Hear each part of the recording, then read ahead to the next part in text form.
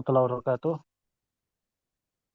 Alhamdulillah. Waalaikumsalam. Waalaikumsalam. Nahmaduhu wa nasta'inuhu wa nastaghfiruh wa na'udzu billahi min shururi anfusina wa sayyiati a'malina may yahdihillahu fala mudilla lahu wa may yudlil fala hadiya lahu. Asyhadu an la ilaha illallah wahdahu la syarika lahu wa asyhadu anna Muhammadan abduhu wa rasuluh la nabiyya la rasula ba'da. Allahumma 'allimna ma yanfa'una wanfa'na bima 'allamtana wa zidna huda wa tuqa wa sallallahu ya rabbal alamin. Ya syabab, ana sudah share PDF-nya di kolom chat ya. Ada nggak? Ada? Ada Ustaz. Ada ya? Silakan di-download ya, Eko ya. Jadi pelajaran kita pada pagi hari ini adalah Al-Qawaid Al-Fiqhiyah. Apa ya sebab? Al-Qawaid Al-Fiqhiyah. Jadi ini berbeda dengan usul fikih ya. Qawaid fikih ini lebih berbicara tentang kaedah-kaedah fikih simple, ringkas, untuk memahami permasalahan-permasalahan fikih.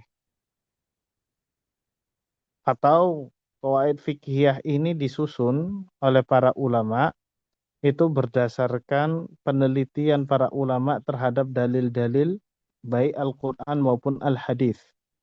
Kemudian dari dalil-dalil yang diteliti itu oleh para ulama dibuatkan kaidah untuk menyelesaikan permasalahan-permasalahan fikih. Paham ya sob ya? Paham? Allah. Nah, kemudian apa sih Ustadz pentingnya belajar kaidah fikih? Di kitab dijelaskan itu. Yakhtalifu maslak al-ulama fi ta'yini ahammi hadhil qawaid. Fa-Syekh Al-Izzu Ibn Abdissalam yarji'u al-ahkam al-fiqhiyya ila qa'idah wahidah. Ya, al-masalih wa dar'ul mafasid.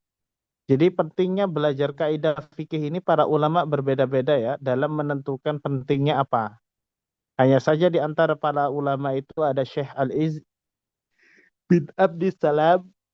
Beliau menuturkan bahwasanya ya pentingnya mempelajari kaidah fikih ini hanya satu. Apa? Yaitu iktibar al-masalih wa dar'ul mafasid. Untuk menciptakan yang namanya untuk menciptakan yang namanya kemaslahatan dan mencegah yang namanya kemudorotan. Jadi kaidah fikih itu disusun untuk kemaslahatan dan mencegah yang namanya kemudorotan. Dan masih banyak lagi ya Sob ya, kaidah-kaidah penting dalam atau pentingnya mempelajari kaidah fikih. Atau di antara para ulama juga ada yang mengatakan pentingnya mempelajari kaidah fikih ini adalah untuk memudahkan para orang-orang awam untuk memahami kaidah, untuk memahami permasalahan-permasalahan fikih. Ya. Jadi kaidah ini disusun untuk memudahkan para awam untuk memahami permasalahan-permasalahan fikih yang mereka hadapi. Ya, dan masih banyak lagi ya, Sob. Masih banyak lagi pentingnya mempelajari ilmu qawaid al-fiqhiyah. Dan sekali lagi anak katakan, kaidah fikih ini itu munculnya belakangan nih, Sob. Kaidah fikih ini munculnya belakangan. Dan antum nggak akan temu ya kitab-kitab kaidah fikih ini ditulis di awal-awal abad keislaman. Ya karena usul fikih kemudian mustalahul hadis itu kemunculannya lebih dahulu ada daripada kaidah fikih ini. Ya, kaidah fikih ini. Nah, nanti ada perbedaannya sebab ya nanti ada perbedaan berkaitan tentang apa itu kaidah fikih, apa itu apa kaidah usul fikih, apa itu dhabit fikih. Baik. Kaidah fikih ini ya sebab anak-anak bahas dari kaidah usul ya. Kaidah usul itu kan apa namanya dibuat oleh para ulama itu berdasarkan lafaz-lafaz nas Al-Quran maupun Al-Hadis. Contohnya misalkan di firman Allah yang mengatakan aqimus shalah wa atuz zakah. Aqimu as-shalah itu fiil apa ya sebab? Aqimu as-shalah wa atuz zakah itu fiil apa Amar, dalam bahasa amar. Arab? Amar. Fiil amr. Berarti dari situ para ulama mengetahui, oh di sini ada perintah dari Allah untuk mendirikan sholat dan membayar zakat. Oh berarti perintah itu konsekuensinya adalah kewajiban, ya. Maka dari situlah muncul kaedah al-amru lil wujub. Ya, lafaz perintah asalnya menunjukkan kewajiban akan hal tersebut. Maka muncul kaedah lawannya. Kalau perintah itu asalnya menunjukkan kewajiban akan hal tersebut, maka datang kaedah lawannya. Berarti kalau larangan itu menunjukkan akan keharaman hal tersebut. Maka muncul dua kaedah. Al-amru lil wujub, an-nahyu lit tahrim. Al-amru yaqtadi al-wujub, an-nahyu yaqtadi at-tahrim. Paham? Paham ya sebab? Mafhum. Siapa yang belum paham? Paham ya?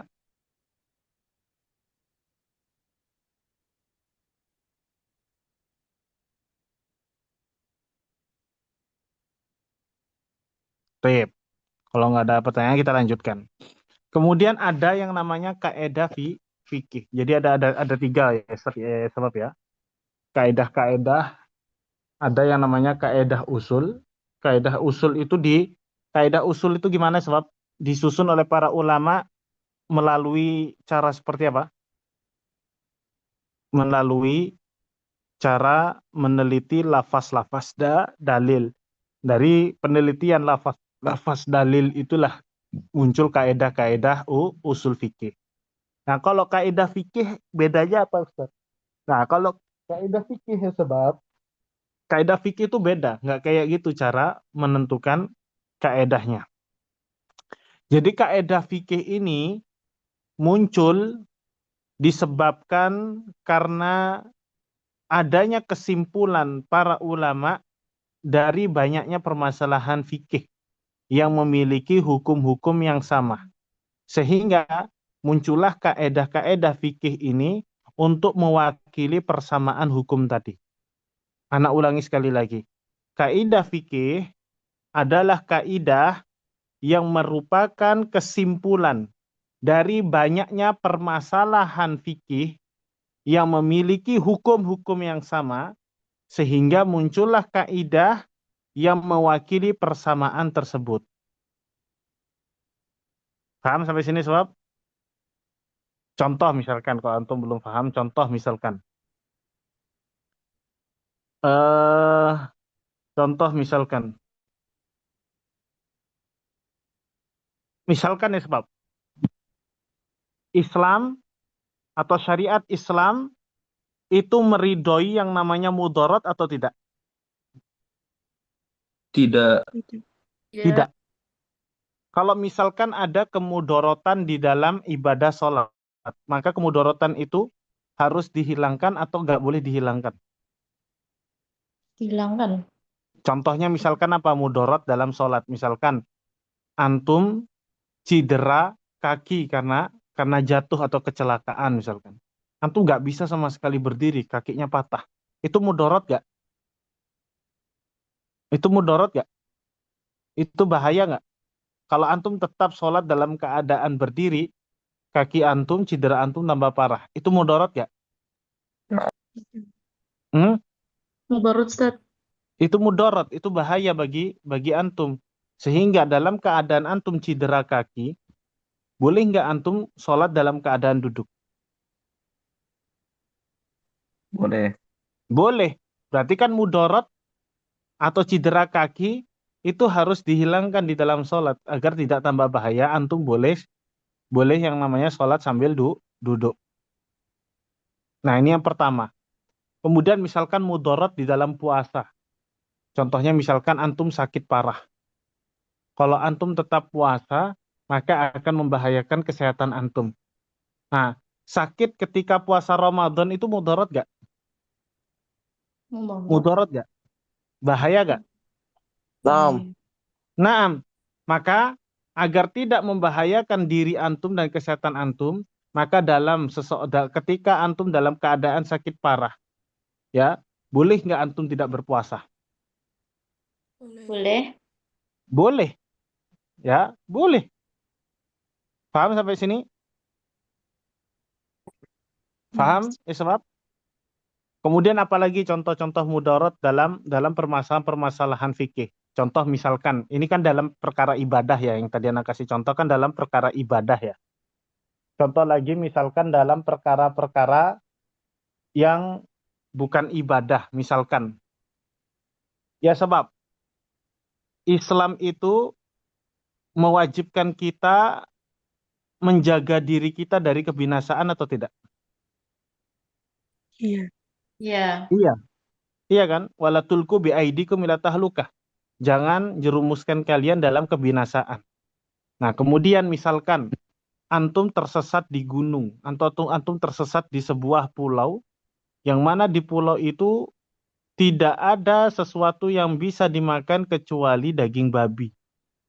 Perbekalan antum sudah habis, antum tidak punya lagi stok makanan ketika tersesat tersebut, dan makanan yang ada di pulau itu hanya babi. Nah, dalam keadaan yang doror seperti itu, dalam keadaan yang bahaya seperti itu, dalam keadaan mudarat seperti itu, antum dituntut oleh syariat untuk menjaga diri antum dari kebinasaan. Maka dalam keadaan itu antum boleh nggak makan daging babi? Boleh. Boleh. Boleh. Berarti kan kemudorotannya harus dihapuskan. Ini dalam perkara menjaga jiwa. Contoh dalam perkara keseharian, dalam perkara menghilangkan mudarat di dalam keseharian. Contoh misalkan, antum punya pohon mangga. Ya, pohonnya sudah lebat dan tinggi. Sampai-sampai rantingnya itu apa namanya ke wilayah atau ke halaman rumah tetangga antum karena saking besarnya pohon mangga antum, sehingga setiap hari daun-daun pohon mangga antum itu mengotori halaman tetangga antum. Kira-kira itu mudarat gak bagi tetangga antum pohonnya? Mudarat. Nah, berarti dalam keadaan yang mudarat seperti itu, antum diharuskan untuk memotong ranting pohon yang menjulur ke halaman rumah tetangga antum. Nah, tadi ya sebab dalam perkara ibadah seperti sholat dan dan puasa, dalam perkara melindungi jiwa, dalam perkara muamalah keseharian bertetangga, ya, semua contoh-contoh mudarat itu harus dihilangkan nggak? Hmm? Ya, Ustaz. Ya. Nah, itu sesuai dengan sabda Nabi yang mengatakan la dorara wala dirar. Betul nggak? Jangan Ya. membahayakan dan jangan buat bahaya. Maka dari situlah muncul kaidah karena yang namanya mudarat di seluruh lini dalam permasalahan fikih, tidak hanya dalam permasalahan ibadah saja, dalam permasalahan non ibadah, dalam permasalahan muamalah, dalam permasalahan bertetangga, dalam permasalahan bermasyarakat. Yang namanya kemudaratan itu ulama sepakat wajib dihindari dan dihapuskan. Betul nggak? Nah, karena adanya kesamaan hukum tadi sebab mudarat itu harus dihilangkan, baik di dalam perkara ibadah dan non ibadah, maka muncullah kaidah fikih yang disusun oleh para ulama, yaitu kaidah ad-dararu yuzalu. Yang namanya kemudaratan harus dihilangkan. Nah, kaidah ad-dararu yuzalu, kemudaratan harus dihilangkan, itu bisa diterapkan ke seluruh permasalahan fikih, baik dalam permasalahan fikih ibadah maupun dalam permasalahan fikih non ibadah. Paham sampai sini? Apa itu kaidah fikih? Paham? Maksud penjelasan Anda dari kaidah fikih tadi? Kaidah yang merupakan kesimpulan dari banyak permasalahan fikih yang memiliki hukum-hukum yang sama, sehingga muncullah kaidah yang mewakili persamaan tersebut. Paham? Oke.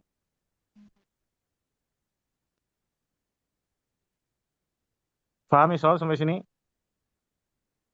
Ustaz. Sampai belum paham? Mafhum. Nih, anak tuliskan Isol, anak tuliskan sebentar.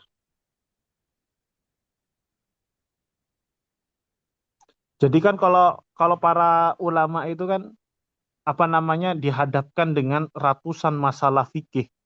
Padahal ratusan masalah fikih itu memiliki kesamaan permasalahan, maka kan kalau nelaah satu kan agak ribet. Makanya dibuatlah kaedah ini untuk menyelesaikan 100 permasalahan itu. Kan jadi mudah. Nah, ini kaedah fikih. Jadi kaedah fikih itu sebab kaedah fikih itu kaedahnya bisa diaplikasikan atau diterapkan ke seluruh permasalahan fikih yang memiliki hukum yang sama. Paham sampai sini sebab? Paham? Paham? Mafhum. Mafhum, mafhum.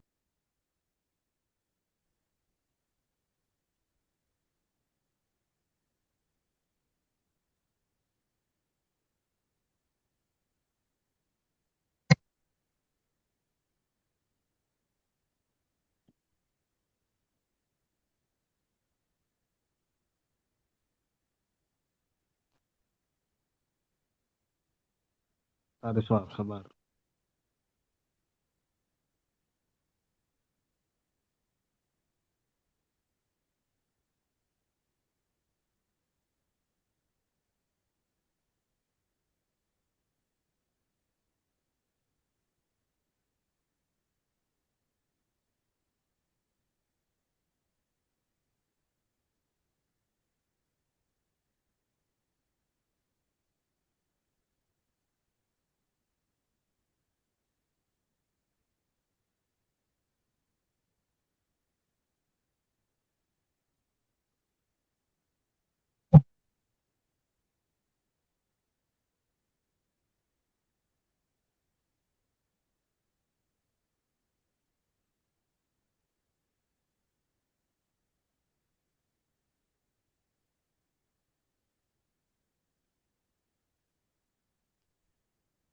Baik. Kemudian ada pertanyaan nggak? Ada pertanyaan nggak kaidah fikih?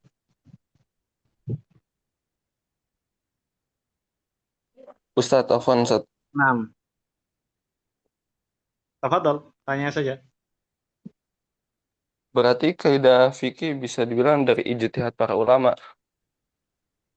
Ijtihad berdasarkan dalil. Oh, oh berarti ada Contoh- dalil, Ustadz. Ya ada Dalil tadi nasak. kaidah ad-dararu yuzalu. Ad-dararu yuzal itu diambil dari apa? Dari apa? Dari hadis Nabi, la darara wala dirar. Paham? Terus kemudian Oh, kaidah tentang al-umuru bimaqasidiha. Ya, perkara itu dilihat dari niatnya. Diambil dari apa itu kaidah al-umur bimaqasidiha? nama Ahmad bin Iyad. Innamal amalu binniyat. Paham? Paham ya? Mafhum. Paham, Ustaz. Tidak ada ijtihad ulama itu hanya berdasarkan akal dan hawa nafsu. Tidak ada. Ijtihadnya ulama itu berlandaskan dalil. Termasuk dalam penyusunan kaidah-kaidah ini ya berdasarkan dalil semua. Paham ya? Nah, kalau kaidah usul itu manfaatnya adalah untuk memudahkan kita dalam menerapkan hukum-hukum nas Quran atau hadis. Ya. Tapi kalau kaidah fikih, kaidahnya itu mempermudah kita dalam memahami permasalahan fikih. Jadi kalau kaidah usul itu munculnya dari penelitian ulama terhadap dalil, baru muncul kaidah. Ya, jadi ulama itu neliti ayat Quran, neliti ayat Quran, neliti apa lagi namanya? Neliti hadis Nabi. Kemudian dari lafaz-lafaz ayat dan hadis itu muncullah kaidah-kaidah tadi. Contohnya seperti fi'il amr di ayat ini itu asalnya adalah kewajiban. Oh, berarti kalau perintah itu kewajiban, berarti larangan itu keharaman. Nah, muncul kaidah itu. Beda sama dengan kaidah fikih. Kaidah fikih itu para ulama meneliti ratusan masalah fikih, kemudian ternyata didapati oleh para ulama dari sekian banyaknya permasalahan fikih, ternyata ada kesamaan masalah. Nah, karena kesamaan masalah fikih yang dihadapi para ulama itulah muncullah kaidah. Ya, dan kaidah itu dilandasi dalil. Paham ya sebab ya? Paham? Mafhum ya Ustaz. Nah, kemudian ada yang terakhir. Yang terakhir itu ada yang namanya dhabit fikih. Ad-dhabit al-fiqhi. Atau orang-orang Indonesia itu bilangnya dhabit fikhiyah. Apa itu dhabit fikhiyah, Ustaz? Dhabit fikhi itu hampir sama dengan kaidah fikih. Hanya saja kaidah fikih itu satu kaidah bisa diterapkan ke banyak permasalahan fikih. Tapi kalau dhabit fikih, satu kaidah hanya bisa diterapkan ke sedikit permasalahan fikih. Bahkan ada satu kaidah hanya untuk satu permasalahan. Itu dhabit fikih. Dia sama kayak kaidah fikih, cuma bedanya kalau dhabit fikih satu kaidah hanya bisa diterapkan ke sedikit bisa diterapkan ke sedikit permasalahan fikih, atau bahkan hanya bisa diterapkan ke satu permasalahan fikih saja. Contoh misalkan ada dhabit fikih yang berbunyi likulli sahwin sajadatani. Ya, kata para ulama di dalam dhabit fikih, likulli sahwin sajadatani. Apa artinya? Apa artinya likulli sahwin sajadatani? Apa artinya? Pernah dengar sujud sahwi nggak? Nah, Ya, inilah kaidahnya. Ini dhabit fikihnya, likulli sahwin sajadatani. Apa artinya? Setiap lupa diganti dengan dua sujud. Kaidah ini bisa nggak diterapkan di masalah puasa Ramadan? Kalau antum lupa, ya sekarang puasa Ramadan tapi antum lupa, antum minum, terus antum disuruh sujud 2 rakaat nggak? Pas lupa itu? Enggak, Ustaz. tidak. Enggak, Tidak. berarti kaidah ini hanya diterapkan dalam masalah apa? Likulli sahwin sajadatani. Diterapkannya ke masalah apa saja? Sholat tok. Sholat. Paham? Paham? Mafhum, Ustaz. Beda dengan kaidah fikih. Kaidah fikih contohnya ad-dararu yuzal itu diterapkan ke seluruh permasalahan fikih yang di dalamnya berbicara tentang kemudorotan. Terus kaidah al-umur bimaqasidiha, kaidah itu diterapkan ke seluruh permasalahan fikih yang berkaitan dengan niat. Kan niat itu nggak hanya dalam perkara gini, sob. Tidak hanya dalam perkara ibadah saja. Niat itu juga bisa dibawa ke dalam perkara jinayat, KUHP. Ya, KUHP. Paham ya, sebab permasalahan perbuatan itu tergantung niatnya. Kalau orang niat bunuh sama orang tidak niat bunuh, misalkan orang mematikan orang, ya orang menghilangkan nyawa orang lain. Tapi satunya niatnya memang menghilangkan nyawa orang, tapi satunya nggak niat menghilangkan nyawa orang. Contohnya yang niat menghilangkan nyawa orang, dari rumah dia sudah berniat akan membunuh temannya. Dia asah pisau, kemudian dia tikam temannya. Sama orang bawa sepeda motor, kemudian nggak sengaja nabrak orang, kemudian mati. Nah, itu hukumannya sama nggak? Hukumannya sama nggak? Ya enggak. Beda. Ya, makanya kaidah mengatakan al-umur bimaqasidiha. Ya, permasalahan atau perkara itu dilihat dari niatnya. Ya, karena niatnya berbeda, ya, maka hukuman yang diterapkan pun berbeda nantinya. Paham ya, sebab? Nah, itu kan dalam permasalahan jinayat. Kemudian niat dalam permasalahan muamalah yang lain. Maka kaidah al-umur bimaqasidiha itu diterapkan dalam banyak permasalahan fikih. Tapi kalau dhabit fikih ini hanya diterapkan ke sedikit permasalahan fikih. Bahkan ada dhabit fikih itu hanya diterapkan di satu permasalahan fikih. Contoh lagi dari dhabit fikih. Idza ta'adzara al-aslu yusaru ilal badal. Apa artinya? Idza ta'adzara al-asl yusaru ilal badal. Apa artinya? Kalau kita berhalangan atau kita berhalangan untuk menerapkan hukum asal, maka kita boleh beralih ke gantinya. Kaidah ini hanya bisa diterapkan ke sedikit permasalahan fikih yang berbicara tentang adanya badal di dalam perkara fikih tersebut. Contohnya misalkan di dalam permasalahan toharoh ya sebab. Kalau antum ta'adzar ke hukum asal, wudhu itu kan asalnya harus pakai air, betul nggak? Ya, Ustaz. Nah, Iya. kalau antum ta'adzar dari hukum asalnya, maka boleh antum mengambil badalnya, gantinya. Yaitu boleh bertoharo dengan apa ya Iya. sebab? Debu. Dengan turab. Tanah. Nah, itu di antara contoh pengaplikasian kaidah dhabit fikih idza ta'adzara al-asl yusaru ila al-badal. Wadah ya sebab kalau hukum asalnya berhalangan untuk diaplikasikan, maka kita boleh beralih ke hukum gantinya. Wadah ya sebab? Wow, best. Baik. Nah, ini contoh-contoh ya sebab ya. Ini contoh-contoh dari dhabit fikih.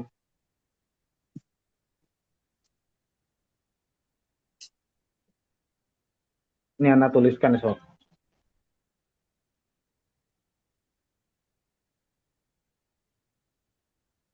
Jadi ada 3 ya, ada kaidah usul, ada kaidah fikih, sama ada dhabit fikih.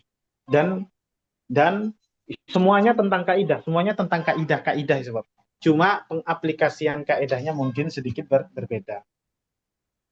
Nah, ini para ulama dulu itu sungguh-sungguh menuntut ilmu ya sob. Dulu belum ada internet, dulu belum ada kitab-kitab rujukan. Mereka yang mengawali kitab-kitab rujukan itu ya sebab mereka serius belajar sampai bisa membuat kaidah-kaidah ini dari nas-nas dalil yang ada untuk memudahkan kita generasi setelahnya belajar. Ya, maka alangkah sia-sianya penuntut ilmu di masa kini ketika banyaknya kemudahan yang didapati, tapi membuat kita malas untuk belajar dan menelaah syariatnya Allah Subhanahu wa taala. Padahal ulama dahulu harus bersusah payah ya sebab bersusah payah bersafar ke sana ke sini. Safarnya nggak naik pesawat, nggak naik bis seperti antum sekarang. Mereka kehabisan uang, mereka kehabisan bekal hanya untuk menuntut ilmu, membuat kaidah, ya membuat ilmu-ilmu alat untuk memudahkan generasi setelahnya yang hidup itu memahami syariatnya Allah. Ya, maka jangan hianati usaha para ulama di masa lalu ya sob. Kalau bukan antum semua yang anak-anak pesantren ini, anak-anak madrasah ini, ya masa anak teknik ya sob. Ya masa anak orang awam yang nggak belajar hal ini sama sekali. Ya, ini anak tuliskan sob, anak masih tuliskan.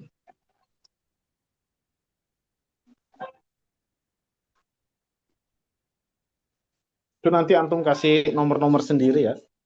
Antum kasih nomor-nomor sendiri.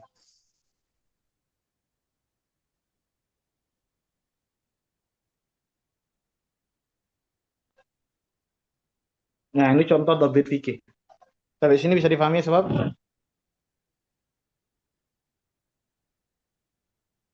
paham ya?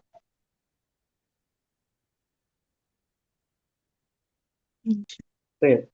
Nah, di sini ada ta'riful qaidah. Kaidah itu apa sih? Kaidah itu artinya apa? Kemarin sudah kita jelaskan.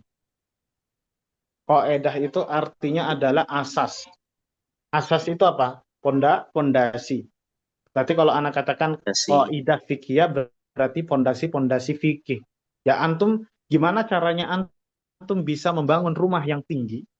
Ya, kalau antum pondasinya saja nggak ada, nggak mungkin bangunan itu bisa berdiri ya. Nah, antum nggak bisa menyelesaikan pondasi tidak bisa menyelesaikan permasalahan fikih kalau antum pondasi memahami permasalahannya aja nggak tahu. Nah, itu fungsi dari kaidah fikih sebab. Makanya di sini katakan al-qaidatu lughatan al-asasu wa kullu ma yartakizu alaihi syai'u fa huwa al-qaidah. Ya, segala sesuatu yang dibangun di atasnya, ya, yang dibangun atas dirinya, maka itu disebut dengan asas. Makanya ususus syai', asasun itu jamaknya usus. Ususus syai'i wa usuluhu hissiyan kana dzalika syai' ka qawaidil baiti aw ma'nawiyan ka qawaidid din wa da'amihi. Pondasi sesuatu itu ada dua. Ada yang sifatnya hissi itu apa namanya? Terindra. Tahu artinya terindra ya, sebab maksudnya hissian itu artinya bisa dirasakan, bisa dilihat, tampak. Contohnya seperti qaidatul bait, maksudnya adalah pondasi rumah. Pondasi rumah itu bisa antum lihat dan antum bisa rasakan nggak? Pondasi rumah. Kalau ada orang bangun rumah buat pondasi, antum bisa lihat nggak pondasinya? Bisa, Ustaz. Bisa. Nah, itu namanya hissi. Nah, kalau maknawi itu abstrak, tidak terlihat. Ya, jadi kaedah atau pondasi yang nggak terlihat dengan salah satu panca indera kita, itu namanya hissi. Contohnya seperti qawaiduddin, kaedah-kaedah agama. Nah, kaedah agama itu kita nggak bisa lihat, ya bentuknya gimana nggak bisa.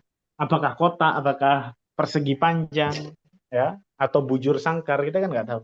Tapi kalau pondasi rumah kita bisa lihat bentuk-bentuknya, ukuran-ukurannya, material apa namanya bahan-bahan pembuatan pondasinya apa. Itu hissi. Kalau hissi itu tampak, maknawi itu abstrak, tidak tampak. Paham Iswab? Paham? Mafhum. Baik. Hmm. Kemudian ahamiyatu dirasatil qawaid al-fiqhiyah. Ustaz, apa sih pentingnya belajar kaidah fikih? Tadi sudah kita jelaskan di awal ya. Nah, di sini dikatakan lihadil qawaid ahamiyah fiqhiyah wa makana kubra fi usul tasyri'. Jadi kaidah fikih ini penting sekali ya dan memiliki makanah. Makanah itu kedudukan yang besar ya dalam apa namanya pondasi pensyariatan. Kenapa sangat penting? Kenapa dia dikatakan asas atau pondasi pensyariatan sebuah hukum? Li'annaha jama'at al-furu' al-juz'iyah al-musyattadah. Karena kaidah fikih ini dia bisa dijadikan tolak ukur ya untuk menyelesaikan permasalahan-permasalahan fikih yang beragam yang memiliki kesamaan hukum. Ya allati qad tata'aradu zawahiruha tahta rabit wahid. Ini yang anak katakan tadi. Bisa menyelesaikan banyak permasalahan fikih dengan satu kaidah. Kemudian yang kedua, inna dirasata hadhil qa'idati hadhil qawaidi tusahhilu 'ala al-ulama ghaira al-mukhtassina bil fiqhi al-ittila' 'ala al-fiqh al-islami. Jadi kaidah ini disusun untuk memudahkan para ulama yang bukan apa namanya takhasusnya fikih ya dalam penuntutan ilmunya, maka kaidah fikih ini membantu mereka untuk memahami fikih Islam. Ya, misalkan antum takhasusnya hadis, antum takhasusnya misalkan usuluddin, akidah, antum takhasusnya lughah al-arabiyah, tapi antum pengen apa namanya belajar fikih, pengen bisa memahami hukum fikih. Maka kaidah fikih ini sangat membantu antum untuk memahami fikih Islam itu. Ya. Kemudian inna dirasatal qawaid al-fiqhiyah tukawwinu 'indal bahith malakah fiqhiyah qawiyah. Jadi belajar kaidah fikih ini bisa membuat antum para tulabul ilmi, para peneliti ya memiliki kemampuan fikih yang kuat, memiliki kaidah dasar memahami fikih yang kuat ya. Kalau antum pernah baca fatwa-fatwanya MUI enggak? Pernah Tidak. baca-bacanya fatwa MUI. Anak sarankan antum nanti ya, sebab kalau sudah masuk fakultas syariah, kalau antum memang tertarik, antum banyak-banyak baca fatwa-fatwanya MUI. Ya, baca di sini itu dalam kapasitas antum ingin tahu gimana sih ya majelis komisi fatwa MUI itu ketika berfatwa dan menyimpulkan hukum. Dan ana lihat ya sebab. Ana lihat ya itu kebanyakan menggunakan kaidah-kaidah fikih dalam menyimpulkan hukum, dalam beristinbat hukum. Makanya ana pribadi punya niat ya menulis tesis, ya semoga dimudahkan oleh Allah Subhanahu wa taala. Itu ingin meneliti ya penerapan kaidah usul dalam dalam kesimpulan fatwanya majelis ulama.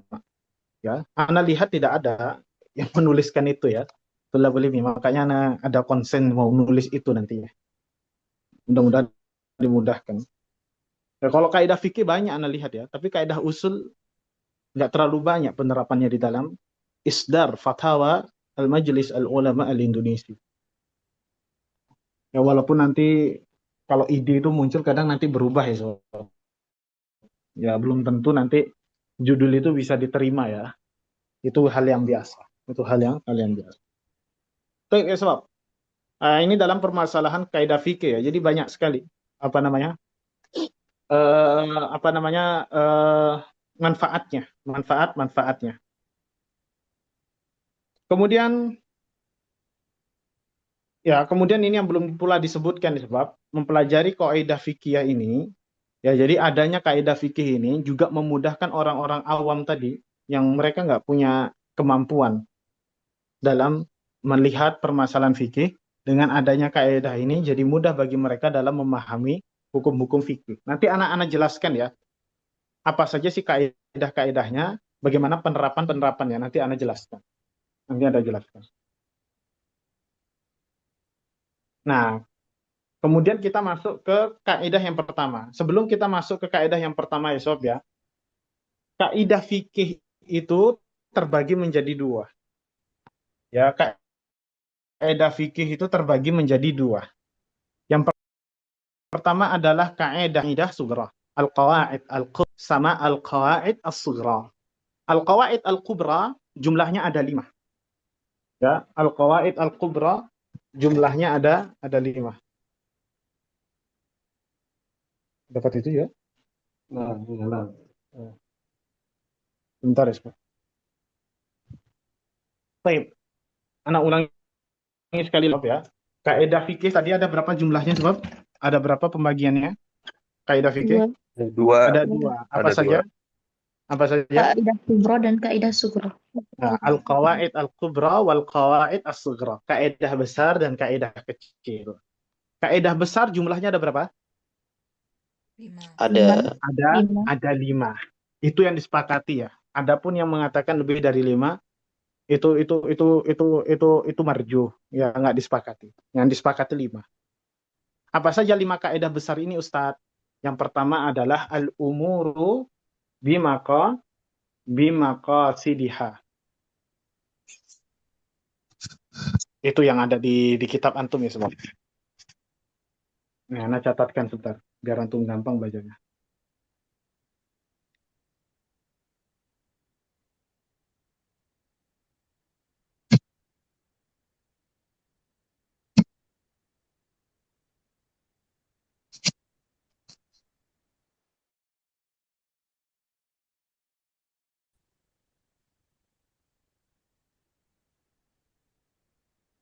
Atau anak kirimkan gini saja ya, gambar JPEG ya, JPEG biar gampang gini ya.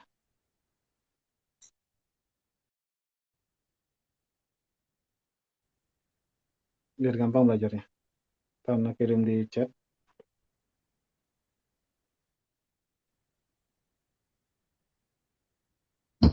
Itu terkirim nggak? Belum, Ustaz. Terkirim nggak kabarnya? Sudah. Dilihat.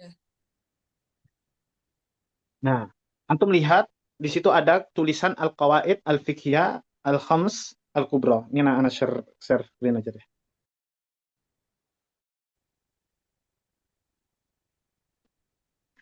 Nah, kelihatan ya? Kelihatan nggak?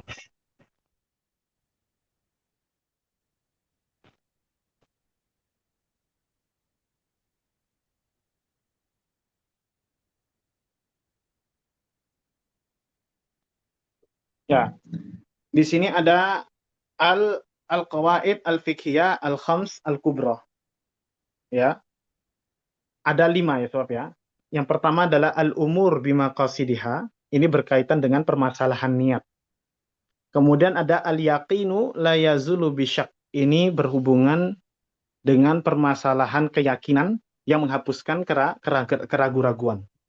Ya, jadi pokoknya permasalahan fikih yang hubungannya dengan al-yakin, dengan asyak, itu dibahas di dalam kaidah ini. Kemudian kaidah besar yang ketiga, al-masyaqqatu tajlibu taisir. Ya, apa artinya al-masyaqqah? Masyaqqah itu artinya apa?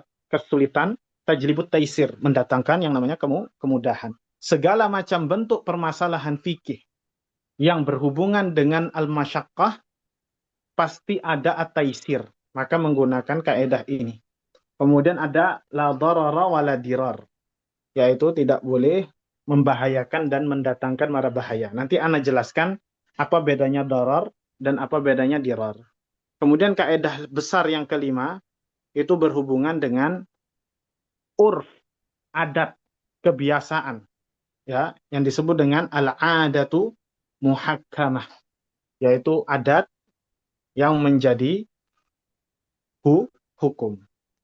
Contohnya apa? Adat muhakamah. Jadi seluruh permasalahan fikih yang berhubungan dengan adat istiadat, maka masuk ke dalam pokok pembahasan kaidah yang kelima. Contohnya misalkan takaran membayar mahar itu ada takarannya enggak?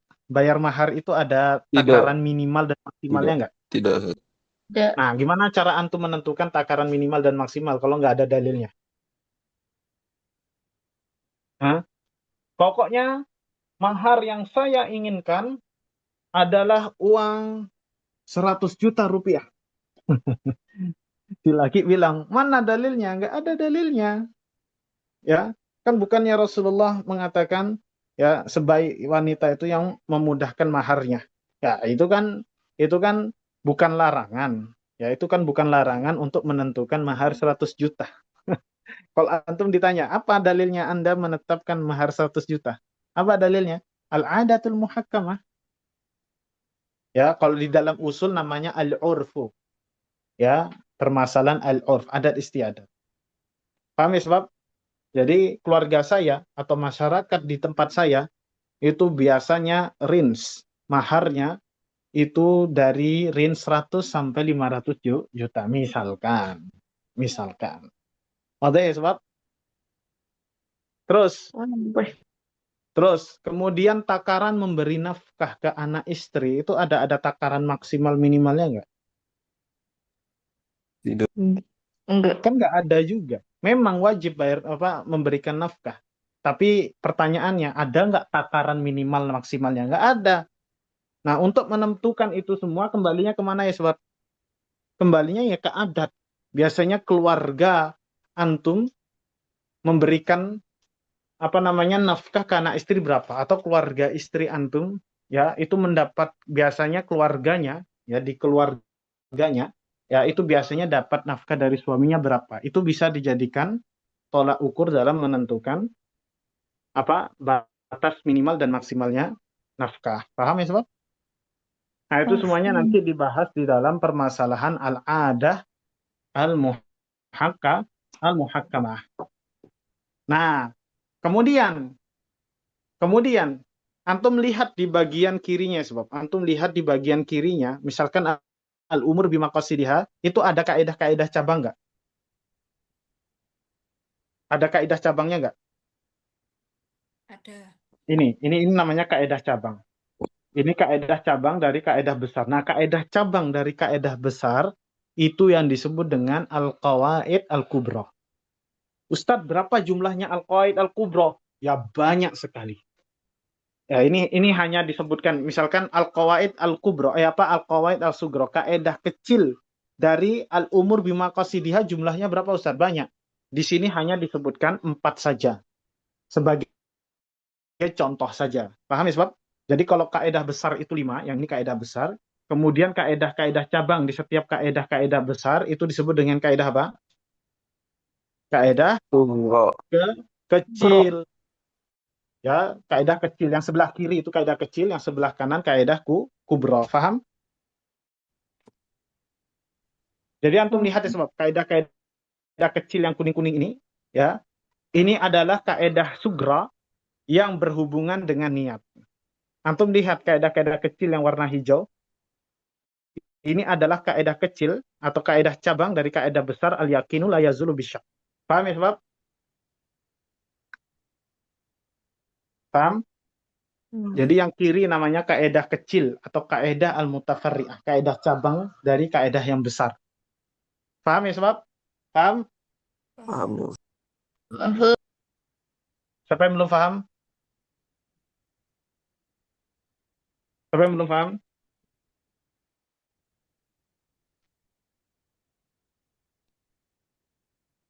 Udah paham ya? Kita kembali ke kitab. Kita kembali ke Alkitab. Nanti setiap selesai satu kaidah, ya, ana kasih tugas ke antum, coba cari pengaplikasian masalah-masalah tadi ya. Nanti ana. Yang penting antum paham dulu teorinya, nanti tugasnya. Ya. Baik, siapa yang membaca sebab al-umur bima qasidiha?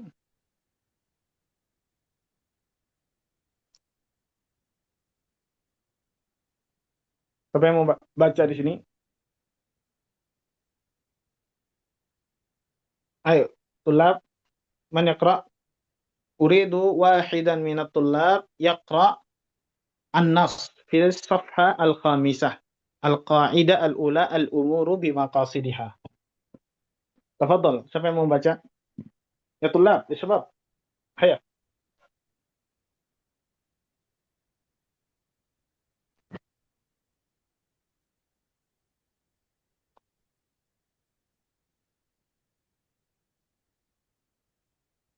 Ya sebab. Ikra. Wana akhtar. Tafadhal ikra ya Syekh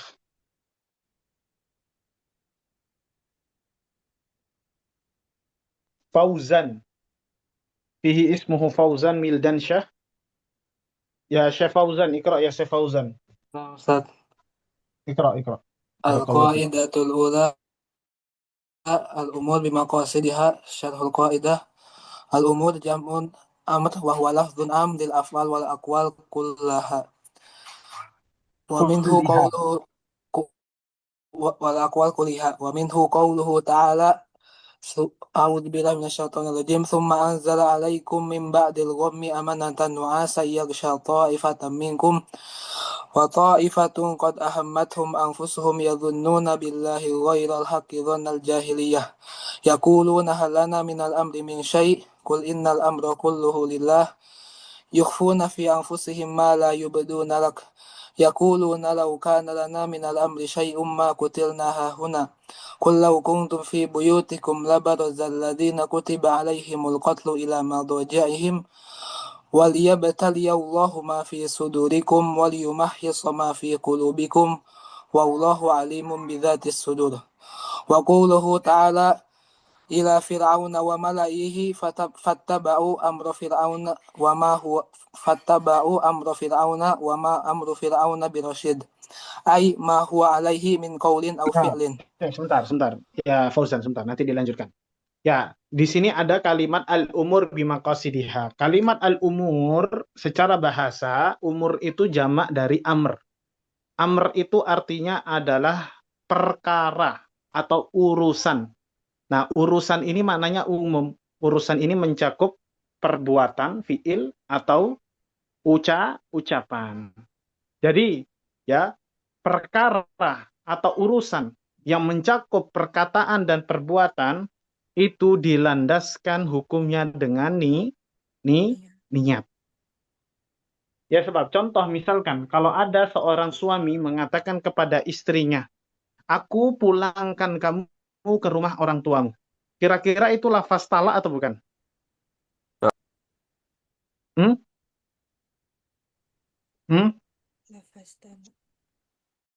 Aku pulangkan engkau ke rumah orang tuamu. Itu lafaz talak atau bukan? Naam. Lafaz talak itu ada dua. Ada yang zahir, ada yang hakiko, ada yang kinayah. Kira-kira yang ana sebutkan tadi, aku antar kamu ke rumah orang tuamu, itu kinayah atau hakiko atau zahir? Kinayah. Kinayah. Kinayah. Kinayah. Maka lafaz-lafaz yang mendekati makna talak yang sifatnya kinayah itu membutuhkan yang namanya niat ya sob. Jadi kapan kata-kata aku antarkan kamu ke rumah orang tuamu itu jatuh talak kalau si suami niatkan lafaz itu untuk mentalak istrinya. Tapi kalau cuma sekedar ngomong itu tanpa ada niatan dia mentalak istrinya, ya gak jatuh lafaz talak. Beda halnya dengan seorang suami itu mengatakan aku cerai kamu. Nah, itu mau canda, mau niat, mau nggak niat. Ngomong kok sudah pakai lafaz yang sorry, cerai, itu sudah jatuh talak. Mau dia bercanda, mau dia serius, mau dia niat, mau dia nggak niat. Kalau sudah ngucapin kata sorry, talak kayak gitu, itu jatuh talak. Tapi kalau kayak kinayah tadi, itu butuh niat ya agar lafaz itu jatuh talak atau tidak. Nah, itu yang dikatakan al-umur bimaqasidiha. Jadi lafaz kinayah dalam pertalakan yang sifatnya kinayah itu butuh yang namanya maqasid. Butuh yang namanya aniyah. Paham? Paham ya, Sob ya? Mafhum. Nah, jadi maknanya luas ya. Al-umur di sini maknanya luas. Segala macam perkara atau urusan, baik itu yang bentuknya ucapan atau perbuatan, seluruhnya merujuk kepada niat. Wadah ya, sebab? Wow. Paham ya? Nah, ini singkatnya seperti itu. Kemudian dilanjutkan ya Fauzan di halaman berikutnya langsung.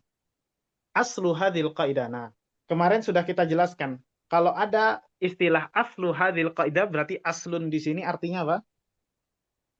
Kemarin kita belajar usulul fikih. Usul fikih secara bahasa. Usulun secara bahasa kan banyak artinya. Asal.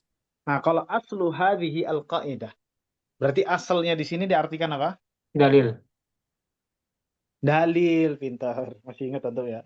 Aslu hadhil qaidah berarti asal di sini artinya adalah dalilu hadhihi al-qaidah. Ya Fauzan, ikra ya Fauzan. Aslu hadhil qaidah awalan minal kitab qauluhu ta'ala a'udzu billahi minasyaitonir rajim wal mutallaqatu yatarabbasna bi anfusihinna thalathata quru wa la yahillu lahunna ay yaktumna ma khalaqallahu fi arhamihin in kunna yu'minna billahi wal yawmil akhir wa bu'ulatuhunna ahaqqu bi raddihinna fi dhalika in aradu islaha walahunna mithlu alladhi alayhinna bil ma'ruf walirrijali alayhinna darajah wallahu azizun hakim. Dalat hadhil ayah ala anna azwajal mutallaqat ahaqqu bi muraja'atihinna ma ma dumina ma dumna fil uddah Al-iddah bukan uddah. fil iddah. Nah, jadi ayat tentang al-mutallaqatu yatarabbasna bihi fi apa namanya bi anfusina thalathata quru. Jadi wanita-wanita yang ditalak maka memiliki masa iddah dan masa iddahnya adalah thalathata quru. Nah, salah satu quru ini itu berlaku untuk wanita yang ditalak dalam keadaan tidak dalam keadaan haid. Maksudnya dalam keadaan haid itu apa? Ya, maksudnya tidak menopause atau belum mengalami siklus haid. Ya, jadi wanita yang masih mengalami siklus haid apa? Jadi mutallaqat di sini adalah wanita yang dicerai suaminya ketika masih mengalami siklus haid. Maka masa iddahnya adalah 3 kali quru. Quru itu bisa haid, bisa tuhur, ya 3 kali suci atau 3 kali haid. Kalau wanita yang ditalak suaminya dalam keadaan si wanita itu sudah menopause itu biasanya usia 50 ke atas. Atau si wanita itu belum mengalami siklus haid, yaitu wanita-wanita yang dinikahi sebelum dia balik. Ada nggak wanita yang dinikahi sebelum balik? Ada. Ada. Ya, Nabi Ada aja. menikahi Aisyah. Nabi menikahi Aisyah. Aisyah belum balik saat itu. Ya, dulu anak pernah di Bondowoso 3 tahun itu. Ya, dulu mahatnya di situ. Itu banyak anak-anak masih SD, cewek apa namanya, anak-anak perempuan masih SD itu dinikahi ya, sob. Ya, anak nggak sekali 2 kali lihatnya ya, berkali-kali kayak gitu. Ternyata memang adatnya seperti itu. Ya nanti kadang ada yang dicerai padahal dia belum mengalami siklus haid. Masih SD kecil-kecil, masih bocah-bocah, perempuan-perempuan bocah itu dinikahi. Makanya banyak yang janda ya, masih SMP udah janda. Masih kecil-kecil ya, ikhwah. Masih kecil-kecil. Nah, itu kalau wanita yang belum mengalami siklus haid, itu dicerai sama suaminya, atau wanita menopause dicerai sama suaminya, maka masa iddahnya berapa? Berapa? Iya, Kuro. Bukan 3 quru. 3 quru itu untuk wanita yang mengalami 3 siklus haid. bulan. Salasata ashhur. Ya, 3 3 bulan. bulan. 3 bulan. Nah, kalau misalkan yang dicerai itu adalah wanita hamil, ya si wanitanya, si istrinya masih hamil, kemudian dicerai sama suaminya, maka masa iddahnya berapa? Kapan? Berapa lama? Sampai anaknya keluar. Sampai dia melahirkan. Ya, Sampai dia melahirkan. Ustaz. hatta yada'na hamlahun, itu kata Allah Subhanahu wa taala, sampai dia melahirkan. Nah, jadi beda-beda ya masa iddah ya. Nah, yang dimaksud di ayat ini masa iddah salah satu quru, 3 kali suci menurut mazhab Syafi'i, 3 kali haid menurut mazhab Hambali, ya, itu diperuntukkan bagi wanita yang dicerai dalam keadaan masih mengalami siklus haid. Nah, jadi apa intinya? Jadi ayat ini ya, sebab ayat ini dijadikan dalil oleh para ulama dalam penyusunan kaedah al-umur bimaqasidiha. Dalat hadhil ayah ala anna azwajal mutallaqat ahaqqu bimuraja'atihinna ma dumna fil iddah. Jadi para wanita-wanita yang ditalak itu lebih berhak untuk dirujuk oleh suaminya selama si wanita itu masih dalam keadaan iddah, atau masih berada di masa iddah. Misalkan ada istri yang dicerai oleh suaminya, ya, kemudian masa iddahnya 3 kali quru. Maka selama 3 kali quru itu, sekali 3 kali haid, ya, kok kita pakai mayoritas pendapatnya orang-orang Indonesia dan majelis ulama ya di sini, dan orang-orang di Kemenak, itu 3 kali suci. Jadi lebih panjang masa tunggunya. Jadi selama belum keluar dari masa iddah itu, maka si suami boleh rujuk kepada istrinya. Caranya rujuk gimana, Ustaz? Kalau masih di masa iddah, cara rujuknya tinggal ngomong, raja'tuki, saya rujuk dirimu. Sudah cukup, sudah kembali dalam keadaan berpasangan. Wadah ya, sebab bahkan ada mazhab yang mengatakan ya itu syaratnya si wanitanya atau istrinya masih dalam keadaan iddah ya. Makanya di dalam masa iddah si istri itu nggak boleh nikah sama laki-laki lain, nggak boleh dekat dengan laki-laki lain, karena sejatinya wanita yang di dalam masa iddah itu masih istri dari suaminya. Ya, jadi si suami boleh rujuk ya. Ini berlaku untuk talak 1 dan talak 2. Kalau sudah talak 3 nggak ada istilah itu. Ustadz, gimana kalau misalkan sudah selesai masa iddah baru kita punya niat rujuk? Kalau sudah selesai masa iddah, antum ingin rujuk, maka harus akadun jadid, harus akad baru. Paham ya, sebab? Nah, di sini dikatakan, nah, mada? Arti iddah. Iddah itu al-intizar, masa tunggu.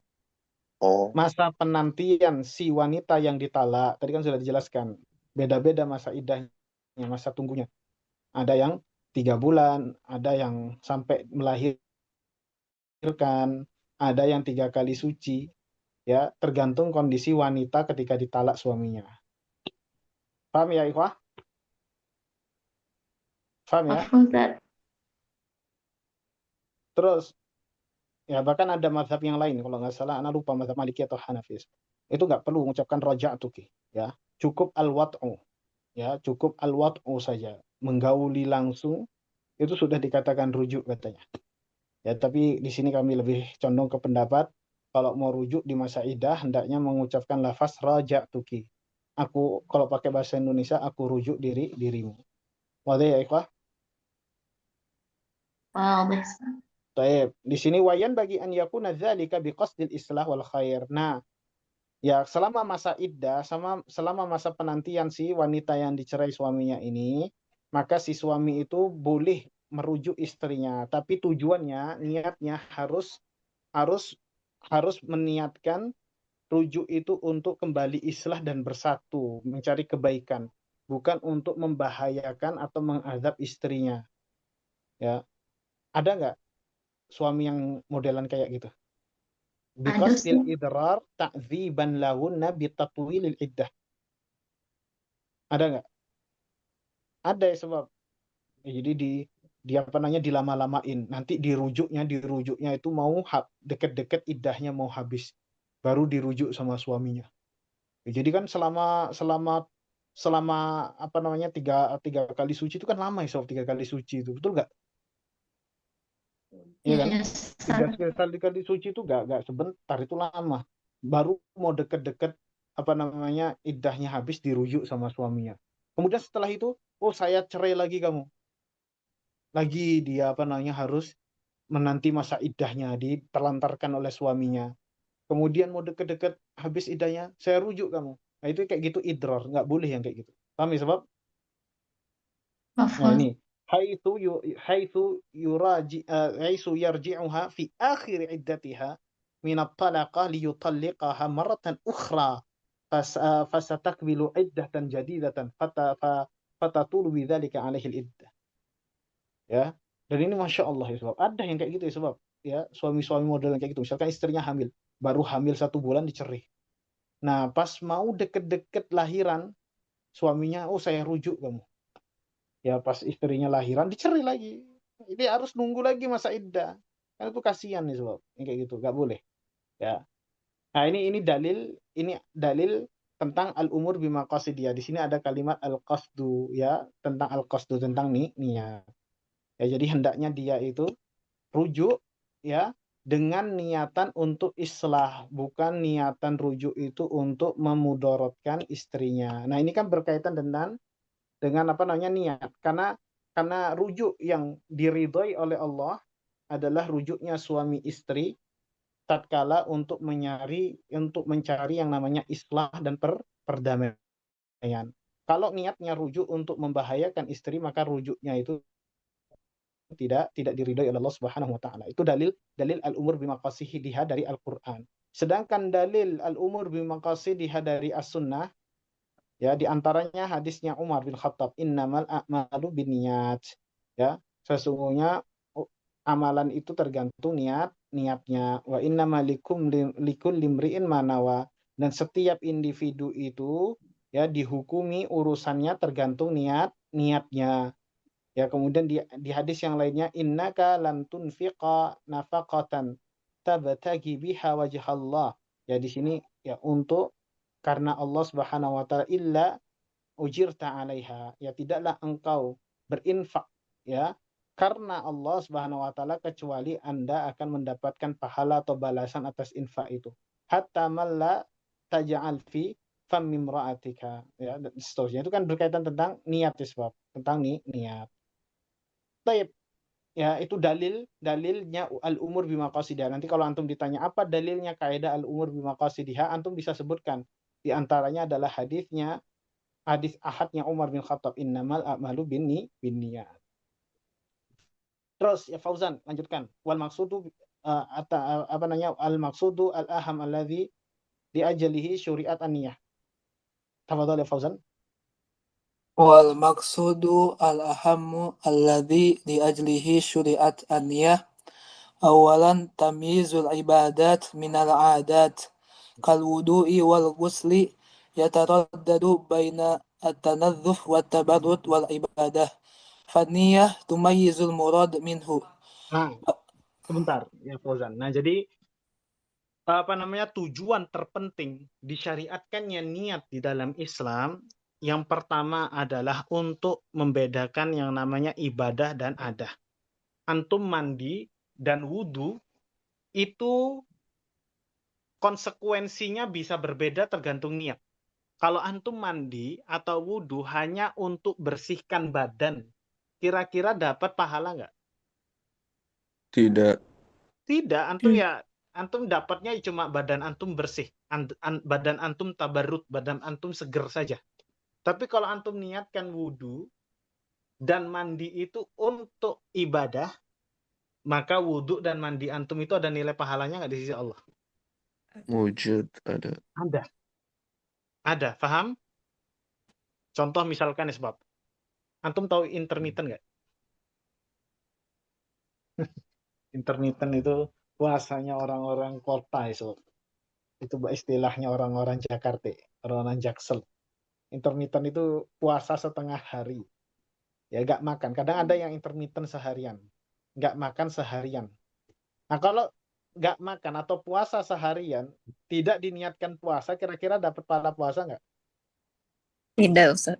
Ya enggak, dia dapatnya lapar doang. Paham? Dia dapatnya lapar sama mungkin fisiknya kuat saja.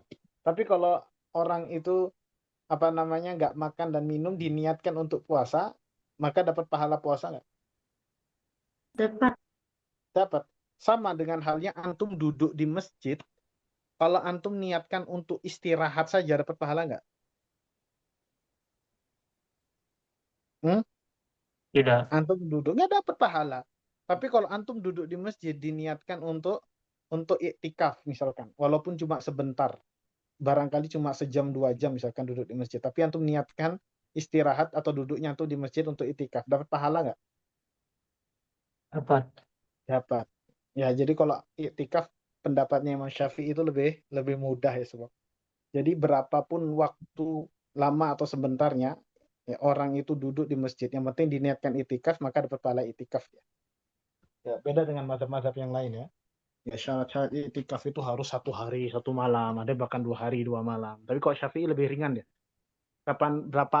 Mau sebentar, mau sekedar 10 menit, ya orang itu duduk di masjid. Kalau dia niatkan iktikaf, jatuh iktikaf itu. Wadah?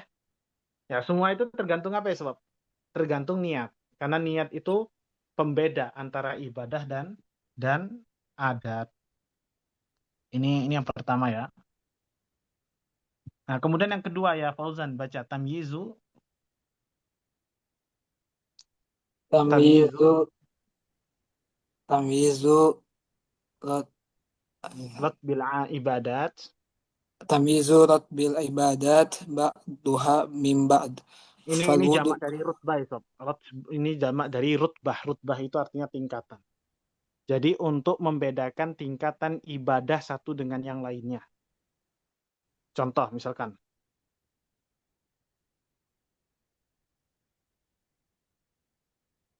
Wasil ya. Fal wudu'u wal ghuslu was salatu was shaumu wa nahuha qad yakunu fardan wa nadhran wa naflan wa tayammum qad yakunu anil hadathi awil janabati wa suratihi wahidah fasyuri'at an-niyah litamyizi ratbul ibadah ba'duha min ba'd.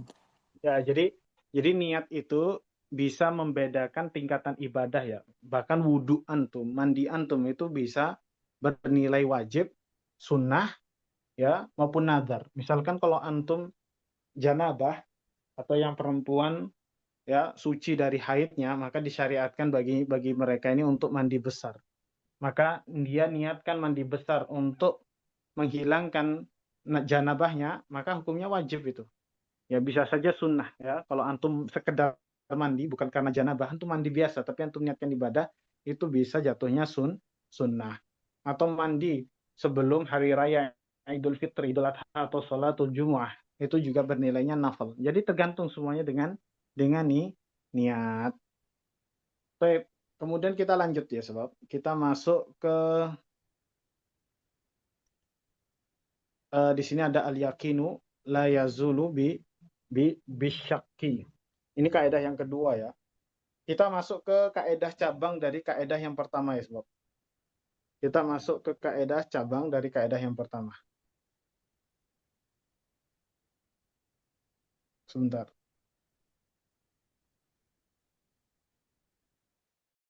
Kita masuk ke kaidah cabang dari kaidah yang pertama. Coba ya Fauzan dibaca kaidah yang pertama. Kaidah sugrah yang pertama atau kaidah cabang yang pertama dari al-umur bimaqasidihah. Al-ibrah fil uqudi bil maqasidi wal ma'ani la bil alfadhi wal mabani. Sekali lagi, ini pendapatnya Malikiyah dan Hanafiyah kalau nggak salah. Ya. Karena Hanabilah dengan Syafi'iyah itu nanti agak berbeda ya pendapatnya. Jadi kaidah ini katanya ya al-ibratu fil uqud Ya, apa artinya al-uqud ya sebab? Akad. Akad. Ikatan. Ya, akad betul. Ya, al-ibrah itu tolak ukur. Tolak ukur permasalahan akad adalah apa? Maqasid. Niat. Wal ma'ani dan tujuan ya. Tujuan ma'ani itu apa yang diniatkan. Ya, ma'ani itu juga bisa niat. Ya, tujuan atau niat. La bil alfat wal mabani. Nah, jadi anak tuliskan sebentar. Al-ibratu fil uqud. Sebentar.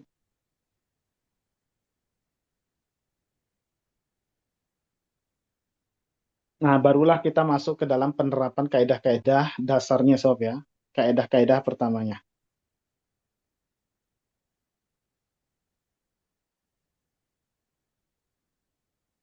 Sekali lagi, ini adalah kaedahnya Malikiyah dan Hanafiyah ya. Kalau Syafi'iyah berbeda nanti. Itu Anda tuliskan. Al-ibratu fil uqudi bil maqasidi wal ma'ani la bil alfazi wal mabani. Yang menjadi tolak ukur dalam sebuah akad adalah tujuan dan hakikatnya. Ya, tujuannya dan niatnya. Bukan lafaz dan bentuk kalimat-kalimatnya. Nah, jadi akad di sini ya yang berkaitan dengan akad. Nah, Ana kasih satu contoh ya sob. Ana kasih satu contoh. Kalau ada orang bilang seperti ini. Bi'tuka ya. Gini. Wahabatuka sayyarati hadhihi bi an tu'tiyani baitak. Apa ya sebab kalimatnya? Wahabatuka sayyarati hadhihi bi an tu'tiyani baitaka. Saya hibahkan mobil saya ini kepada dirimu sebagai ganti, ya, berikan rumahmu kepadaku. Di situ akadnya pakai lafaz apa ya sebab? Jadi akad-akadnya di situ pakai lafaz apa? Akad muamalahnya tadi pakai lafaz apa? Wahab. Nah, wahab itu artinya apa? Beri. Wahab betuka itu artinya saya hibahkan. Apa artinya? Berarti akadnya akad apa? Secara lafaz, lafaznya lafaz apa itu? Lafaz hibah. Apa yang dimaksud dengan hibah ya sebab? Ada yang tahu nggak maknanya hibah itu apa?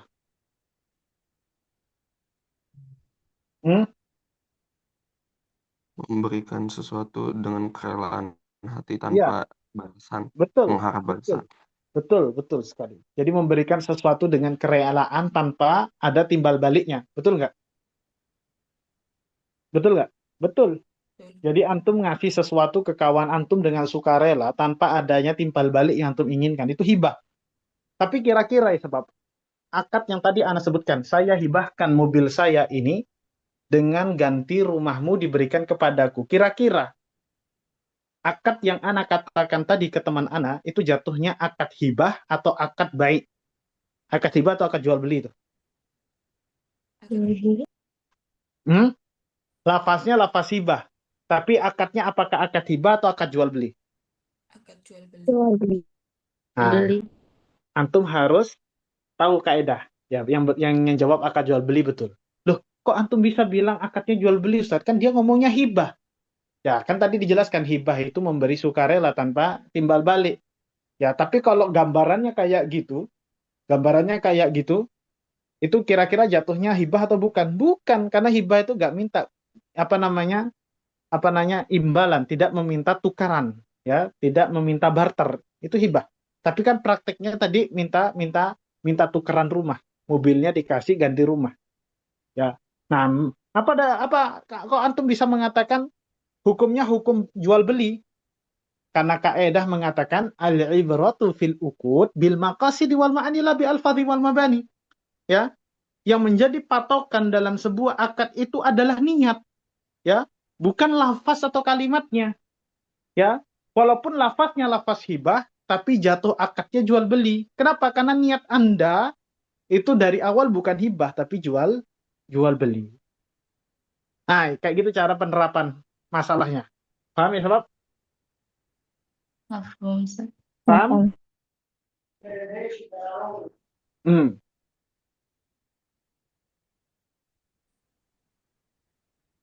Paham? Mafhum, Nah, Ustaz. contoh lagi dalam permasalahan ini yang sering terjadi. Ya, sering terjadi misalkan ada seorang nasabah menitipkan uangnya di bank. Ya, si nasabah itu ya niatnya ingin melakukan akad wadiah. Tahu akad wadiah? Wado'a yada'u wadiah. Apa artinya wadiah? Pernah ke bank syariah itu, Bob? Bank syariah itu jelas di akad ya. Wadiah itu akad nitip. Ya, jadi wadiah itu antum nyimpen uangnya nitip. Jadi uang antum nggak boleh dipakai oleh bank. Ya. Ya, jadi ada nasabah menitipkan uangnya di bank. Bermaksud melakukan akad wadiah dengan pihak bank. Ya, maka hakikat akad yang dia lakukan adalah akad apa? Ini contohnya di bank konvensional ya. Kita nggak bicara di bank syariah. Ada si nasabah datang ke bank konvensional. Bank konvensional itu yang bukan syariah, itu konvensional. Ya pokoknya yang nggak ada embel-embel syariah itu konvensional. Dia niatnya dari rumah itu mau nitipkan uangnya di bank. Mau nitipkan uangnya di bank. Ingin akadnya adalah akad wadiah. Ya. Tapi ternyata ketika dia melakukan hal itu, jatuh akadnya bukan wadiah. Jatuh akadnya hutang piutang atau akad qaran. Kenapa ya sebab? Kenapa? Kenapa orang yang menabung uang di bank konvensional itu jatuhnya akad al-qard. Akad al-qard, akad hutang piutang, bukan akad wadiah, bukan akad nitip. Kenapa? Padahal antum kan pasti nyimpen uang kan biar dititip, biar dijaga sama pihak bank konvensionalnya. Betul nggak? Antum datang ke bank BCA, bawa uang, niatnya mau nabung, dititipkan. Tapi kenapa jatuhnya akadnya utang piutang, bukan akad wadiah? Kenapa? Kalau Karena biasa Ada bunga. karena apa? Nah, Karena Bang, pada biasa akad wadiah tidak boleh ada yang namanya perpindahan pemilikan. Jadi kalau akadnya akad wadiah, uang antum harus mengendap di berangkasnya BCA. Nggak boleh pindah-pindah, nggak boleh digunakan oleh pihak bank. Tapi ternyata yang kita temui selama ini, uang itu digunakan oleh pihak bank untuk membeli motor di showroom, untuk membeli properti, kemudian diangsurkan ke masyarakat dengan adanya agunan atau bunga. Ya, makanya kalau antum nyimpen uang di bank konvensional nanti ada akad bunganya, apalagi antum naruhnya di deposito ya.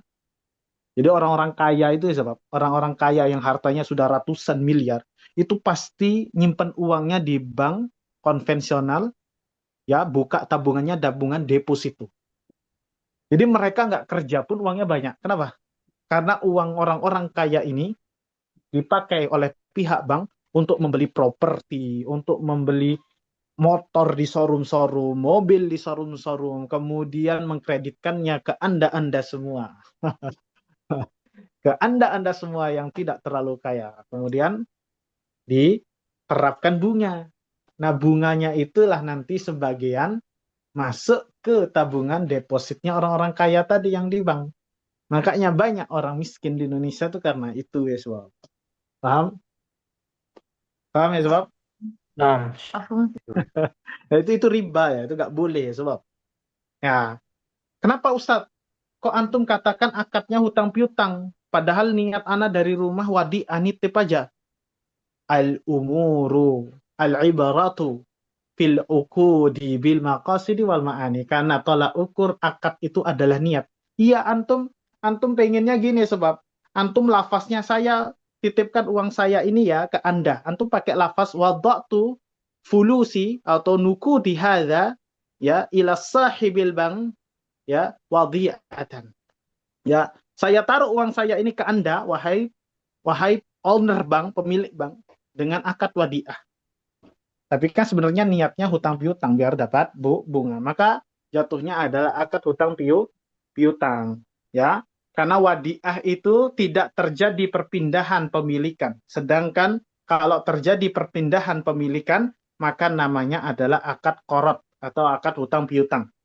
Seorang nasabah kalau sudah meletakkan uangnya di bank, lalu mengizinkan bank tersebut untuk memakainya, maka itu namanya hutang, itu namanya menghutangi, bukan nitip. Kalau nitip itu antum nggak rela uang antum dipakai. Tapi kan selama ini nggak kayak gitu. Oh, dari mana ribanya Ustadz? Kan saya naruh uang saya di bank. Iya, kamu pakai lafaz wadiah. Tapi niatmu biar dapat bunga. Ya sudah, itu namanya akad hutang piutang. Maka segala macam bentuk keuntungan dari utang piutang itu jatuhnya riba. Dari mana Anda, atas dasar apa Anda mengatakan demikian? Al-ibratu fil uqudi bil maqasidi wal ma'ani, la bil alfadhi wal mabani. Tayyib, Anda ngomongnya wadiah pakai lisan, tapi tujuan Anda, niat Anda adalah agar uang Anda digunakan oleh pihak bank agar Anda mendapatkan keuntungan di situ. Nah, paham cara penerapan kaidahnya, Sobat? Paham? Paham.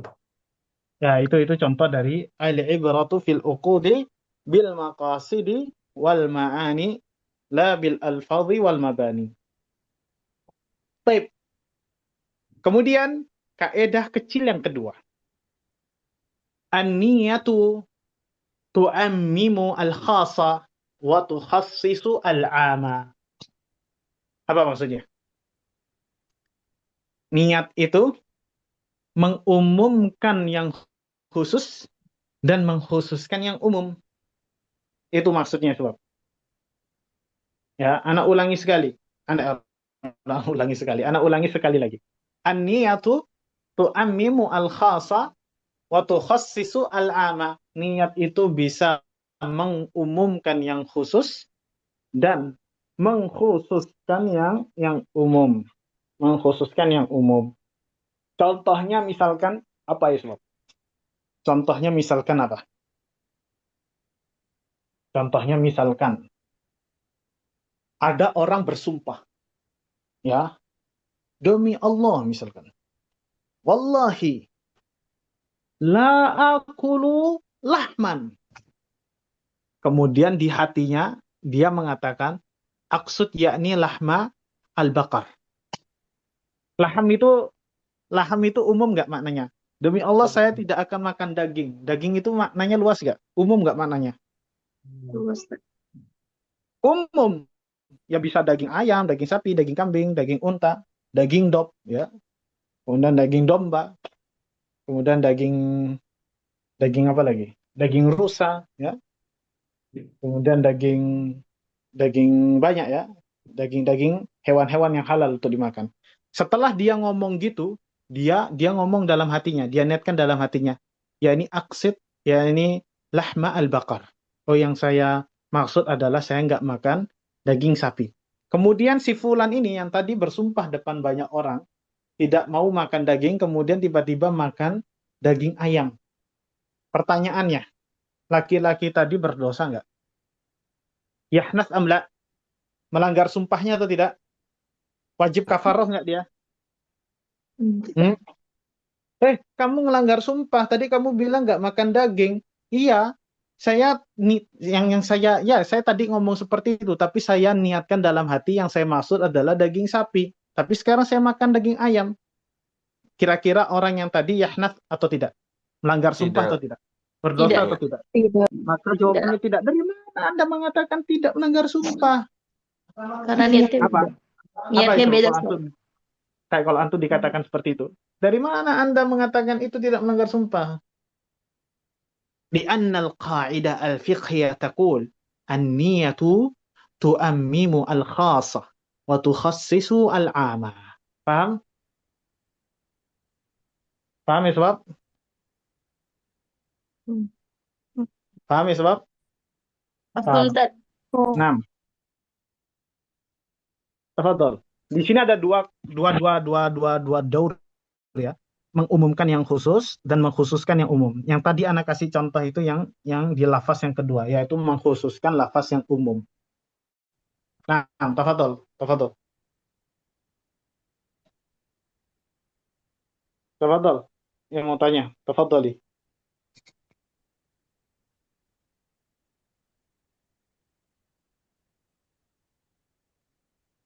Siapa tadi yang gini sob, yang mau tanya?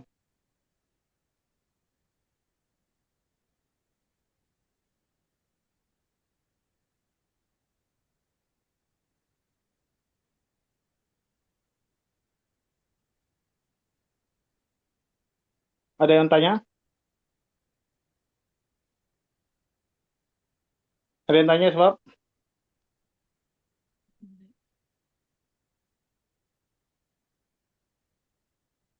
Baik. Kemudian apa contoh dari tukhassisu al-lafdhu al-am? Apa contoh dari tu'ammimu al-lafdhu al-khasa? Ada yang bisa kasih contoh nggak? Yaitu mengumumkan lafaz yang khusus. Hmm.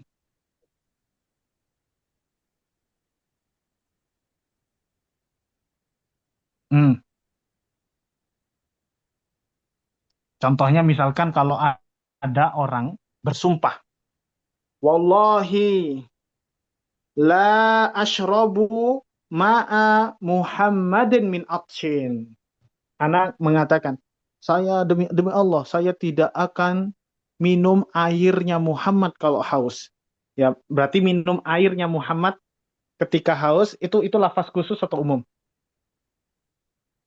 Atau lebih spesifik lagi ya, saya tidak akan minum air putihnya Muhammad ketika haus. Itu khusus atau umum? Air putihnya Muhammad. Khusus. Tapi ana niatkan dalam hati.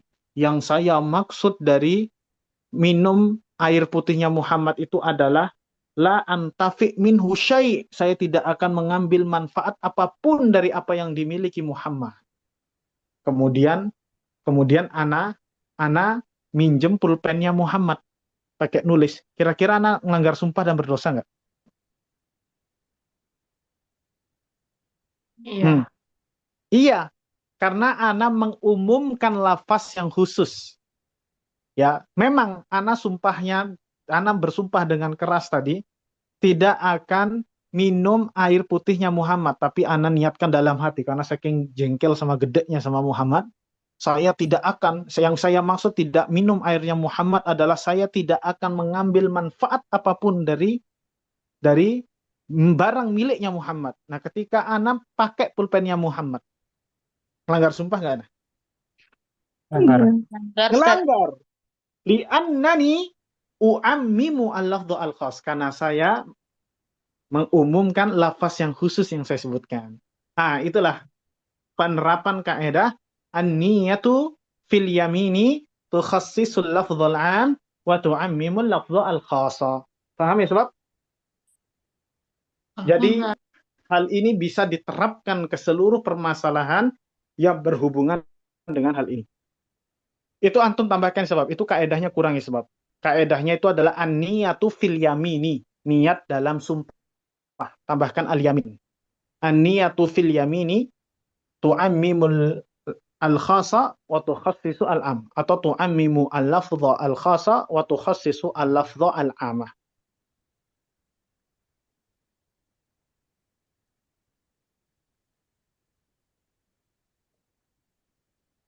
Kemudian ada kaidah kecil dari al-umur bimaqasidihah yang ketiga. Al-aymanu mabniyatun 'alal aghradi la 'alal alfaz. Maksudnya apa? Nih, sumpah itu ya tolak ukurnya adalah niat, bukan lafaz. Jadi yang menjadi tolak ukur dari permasalahan sumpah itu niat ya sebab, bukanlah lafaz. Contohnya misalkan apa yang ketiga itu? Hmm. Hmm.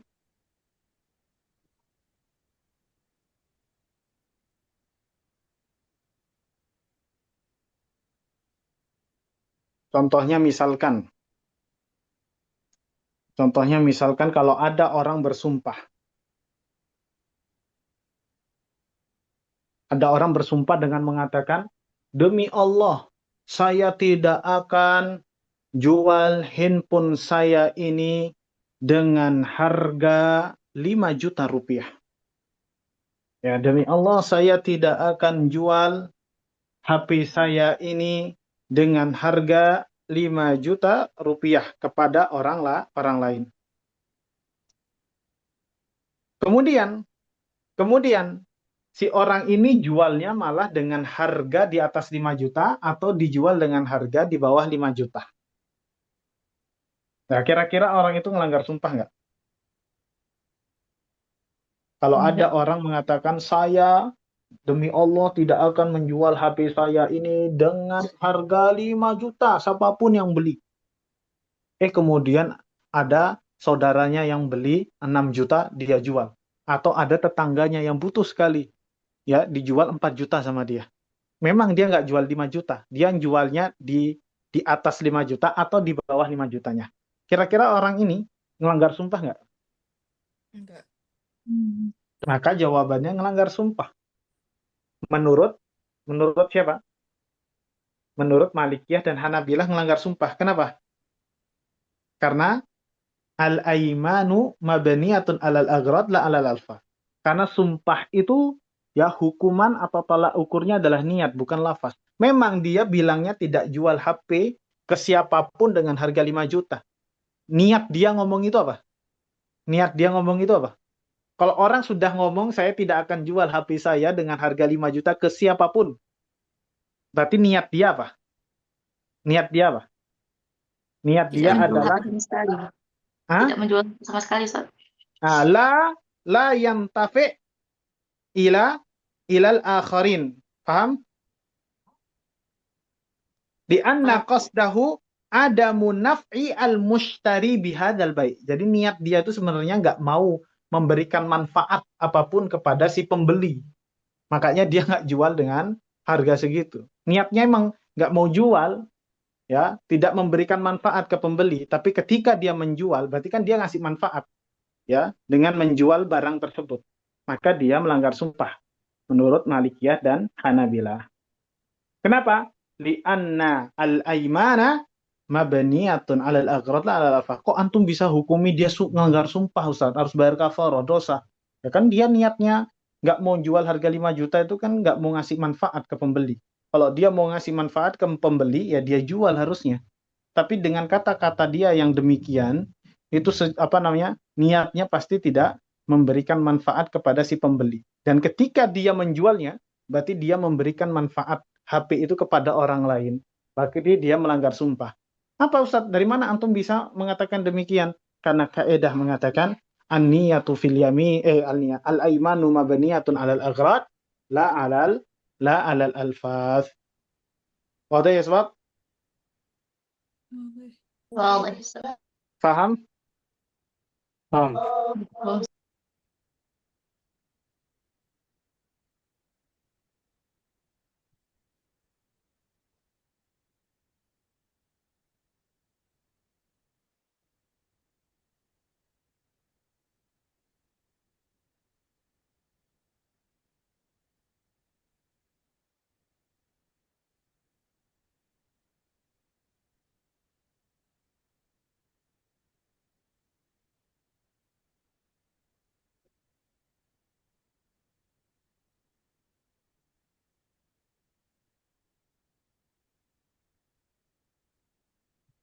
Tes.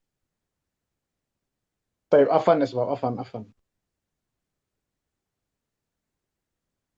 Mohon maaf. Baik. Kemudian la sawaba illa biniyatin, ini juga sama berkaitan tentang tadi contoh-contohnya. Ya tidak ada pahala kecuali dengan niat. Ya, contohnya kayak tadi, ya makan bisa dapat pahala ya diniatkan.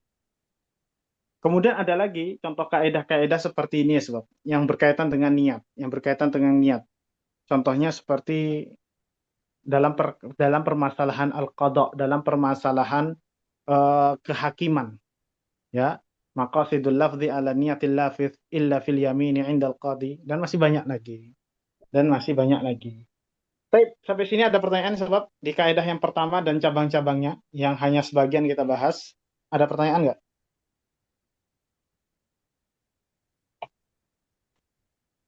Ustaz, yang an-niyah Baik, Pak Fadl. tu'amimul khos itu cuman untuk sumpah, Ustaz.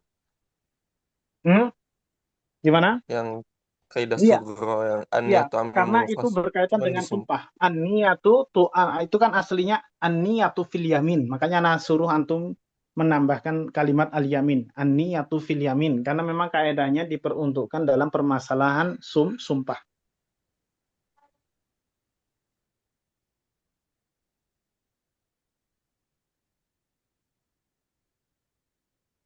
Kemudian ada lagi kaedah yang berkaitan dengan niat ini, sob. Antum pernah dengar kaedah manista jala bi syai'in qabla awanihi uqiba bi hirmanihi. Pernah dengar kaedah itu enggak?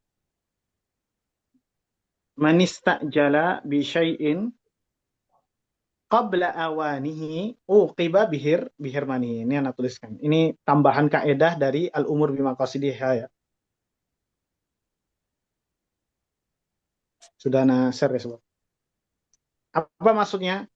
Maksudnya adalah barang siapa yang menyegerakan sesuatu sebelum waktunya tiba, ya, dengan niatnya yang buruk, maka dia dihukum ya kebalikannya. Contohnya misalkan ya, sob, kapan seseorang itu mendapatkan harta warisan? Kapan seseorang itu mendapatkan harta warisan? Ketika meninggal Sob, orang yang mewarisi. Ketika ketika seorang yang meninggal mendapatkan orang yang punya harta, betul nggak? Tuh. terus Ya, misalkan kalau di dalam rumah tangga, kalau yang punya harta kan biasanya bapak atau ibu kan, maka si anak-anak ini akan dapat harta orang tuanya kalau orang tuanya mati dulu. Nah, boleh nggak si anak itu mendapatkan harta warisan, tapi caranya jelek, niatnya jelek? Saya mau dapat harta warisan bapak saya. Saya mau jadi CEO perusahaannya. Kemudian diracun bapaknya. Mati. Ah, kira-kira dapat nggak warisan bapaknya? Dapat. Gak dapat, Ustaz. Nggak dapat, nggak boleh dapat ya, sebab. Kenapa nggak boleh dapat? Manista jala bisyai'in qabla awanihi. Barang siapa yang menyegerakan sesuatu sebelum waktunya dengan niat yang buruk. Uqiba bihirmanihi. Maka dia dihukum dengan tidak mendapatkan sesuatu tersebut. Orang itu harusnya dapat warisan ketika orang tuanya atau pemilik hartanya itu mati dengan adat. Ya matinya ya hakiki ya, bukan dibunuh. Kalau ada orang mau dapat harta warisan tapi caranya bunuh dulu yang punya harta, bunuh dulu bapaknya, bunuh dulu ibunya, maka Islam mengharamkan orang itu dapat warisan. Jadi haram selamanya, seumur hidup nggak boleh dapat warisan orang tuanya. Paham ya, sebab? mafhum, Ustaz. Dan kaedah ini juga bisa diterapkan dalam dalam wasilah-wasilah syar'i untuk mendapatkan tujuan yang haram. Itu nggak boleh. Contohnya seperti ada seorang suami membenci istrinya, tidak ingin istrinya mendapatkan warisan darinya ketika dia meninggal nanti. Jadi ada seorang suami, ada nggak kayak gitu? Suami tidak ingin istrinya mendapatkan warisan miliknya. Ada nggak modelan suami kayak gitu? Ada aja, Ustaz. Nah, ada sampai sekarang ada sebab. Ya, biar hartanya nggak diambil istrinya, gimana caranya istrinya nggak dapat nggak dapat warisan sama sekali, bisa dengan cara ditalak 3 sekaligus. Nggak mau harta-hartanya diambil istrinya. Ada isu kayak gitu. Ya. Nah, ketika karena suami ini benci sama istrinya, tidak ingin istrinya dapat warisan darinya. Nah, ketika dia akan meninggal dunia, si suami ini ketika dekat waktunya mau mati, dia sakit, mau mati. Lalu mentalak istrinya dengan talak 3 sekaligus. Anti talak salasan, kamu saya talak 3. Oh, langsung talak 3, sob. Nggak nanggung-nanggung, nggak sekali nalaknya. Nggak talak 1, nggak talak 2, langsung ngomong talak 3. Ya, si suami langsung ngomong talak 3. Agar apa? Agar istrinya tidak mendapatkan warisan darinya. Paham ya, sebab? Nah, itu kan mentala istri itu syar'i enggak? Mentala itu syar'i enggak? Hah? Boleh enggak kita mentala? Kalau kita bicara Boleh, syariat, ya Ustaz. mentalak itu boleh saja. Tapi dia ingin, ya dia apa namanya, dia menggunakan wasilah syar'i, yaitu mentalak istrinya untuk mendapatkan tujuan yang haram. Ya, nggak boleh mencegah seseorang yang harusnya dapat warisan itu agar nggak dapat warisan, walaupun dengan cara-cara yang syar'i. Paham sahabat sampai sini? Nah, adapun kalau talaknya talak 1 atau talak 2, lalu suaminya meninggal, maka di masa iddahnya si istri, istrinya dapat warisan. Nah, terus kalau yang talak 3 tadi, Ustaz. Nah, kalau yang talak 3 tadi, kalau terungkap bahwasannya dia sengaja menceraikan istrinya dengan niat untuk memberikan kemudorotan kepada istrinya, supaya agar istrinya sengsara, agar istrinya hidup miskin sepeninggalan dia, karena dia nggak suka dengan istrinya semasa hidupnya, ya maka kalau niatnya seperti itu, maka si istri tetap dapat warisan walaupun ditalak 3. Kenapa? Man istajala bi syai'in qabla awanihi uqiba bihirmanihi. Ya, jadi si suami ini ingin menyegerakan si istri tidak dapat warisan sebelum waktunya tiba dengan cara-cara yang syar'i tapi untuk tujuan yang haram. Ini nggak boleh. Ya, jadi dengan cara yang seperti itu, si istri walaupun ditalak 3 tetap dapat harta warisan suaminya karena niatnya jelek tadi. Nah, yang agak sulit kan permasalahan ini kalau dibawa ke jalur qadha, di jalur hakim. Hakim itu hanya bisa menilai zahirnya saja. Baik, ada pertanyaan ya, Sobat? Ada pertanyaan?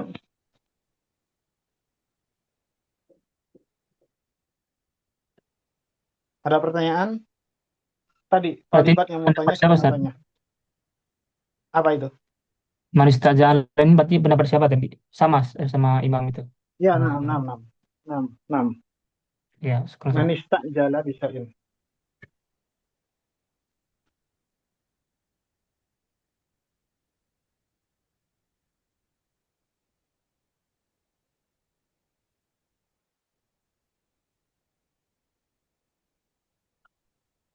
Kemudian ada al-yaqinu la yazulu bisyak. Apa artinya al-yaqinu la yazulu bisyakki ya, Sobat?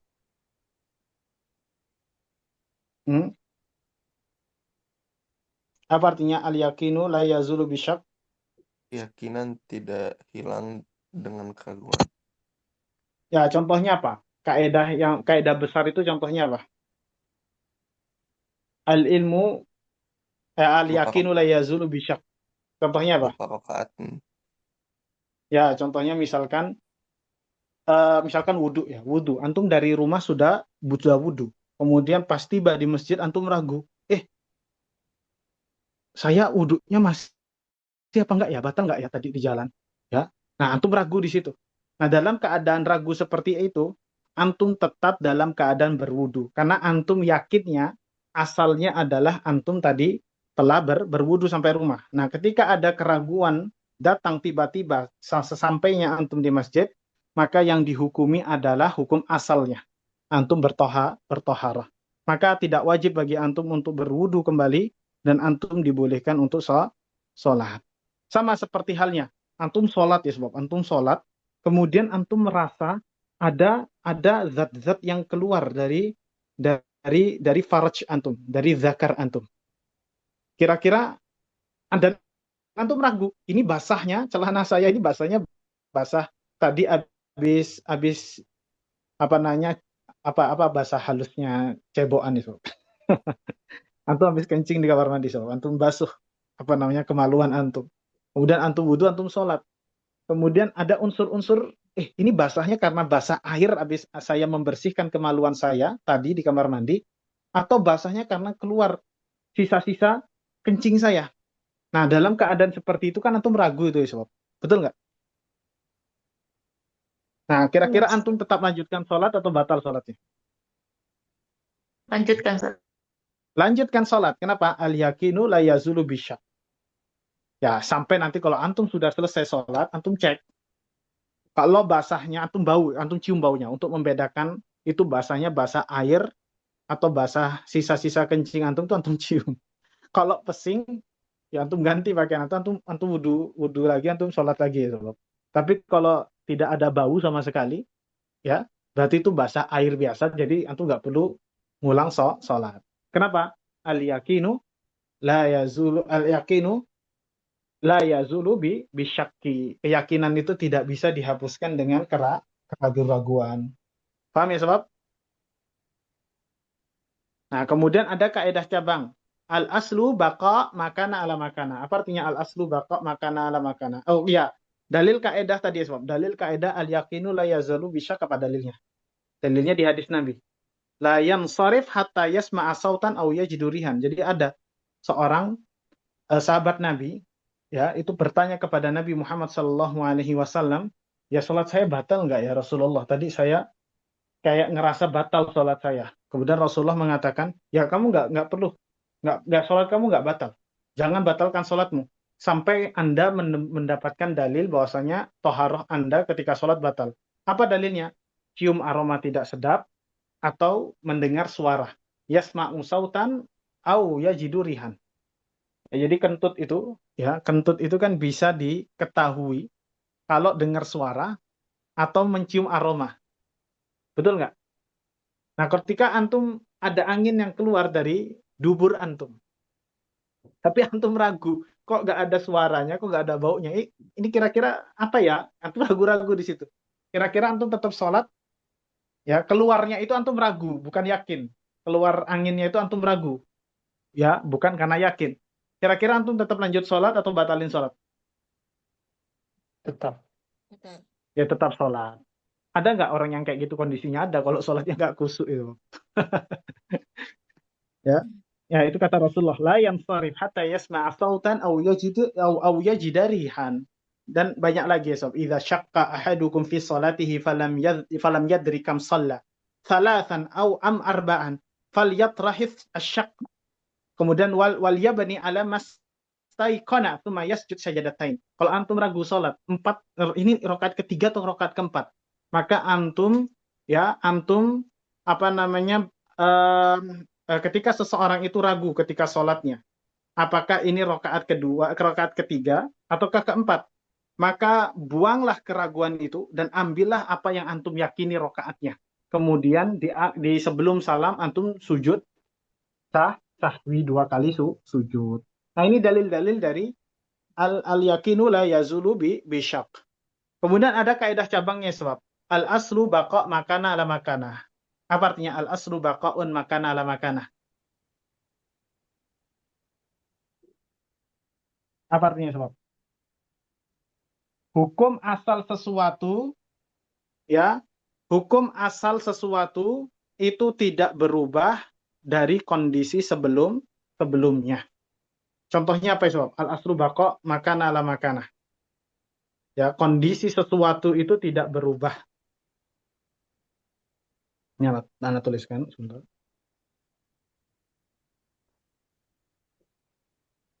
Contohnya apa ya sob?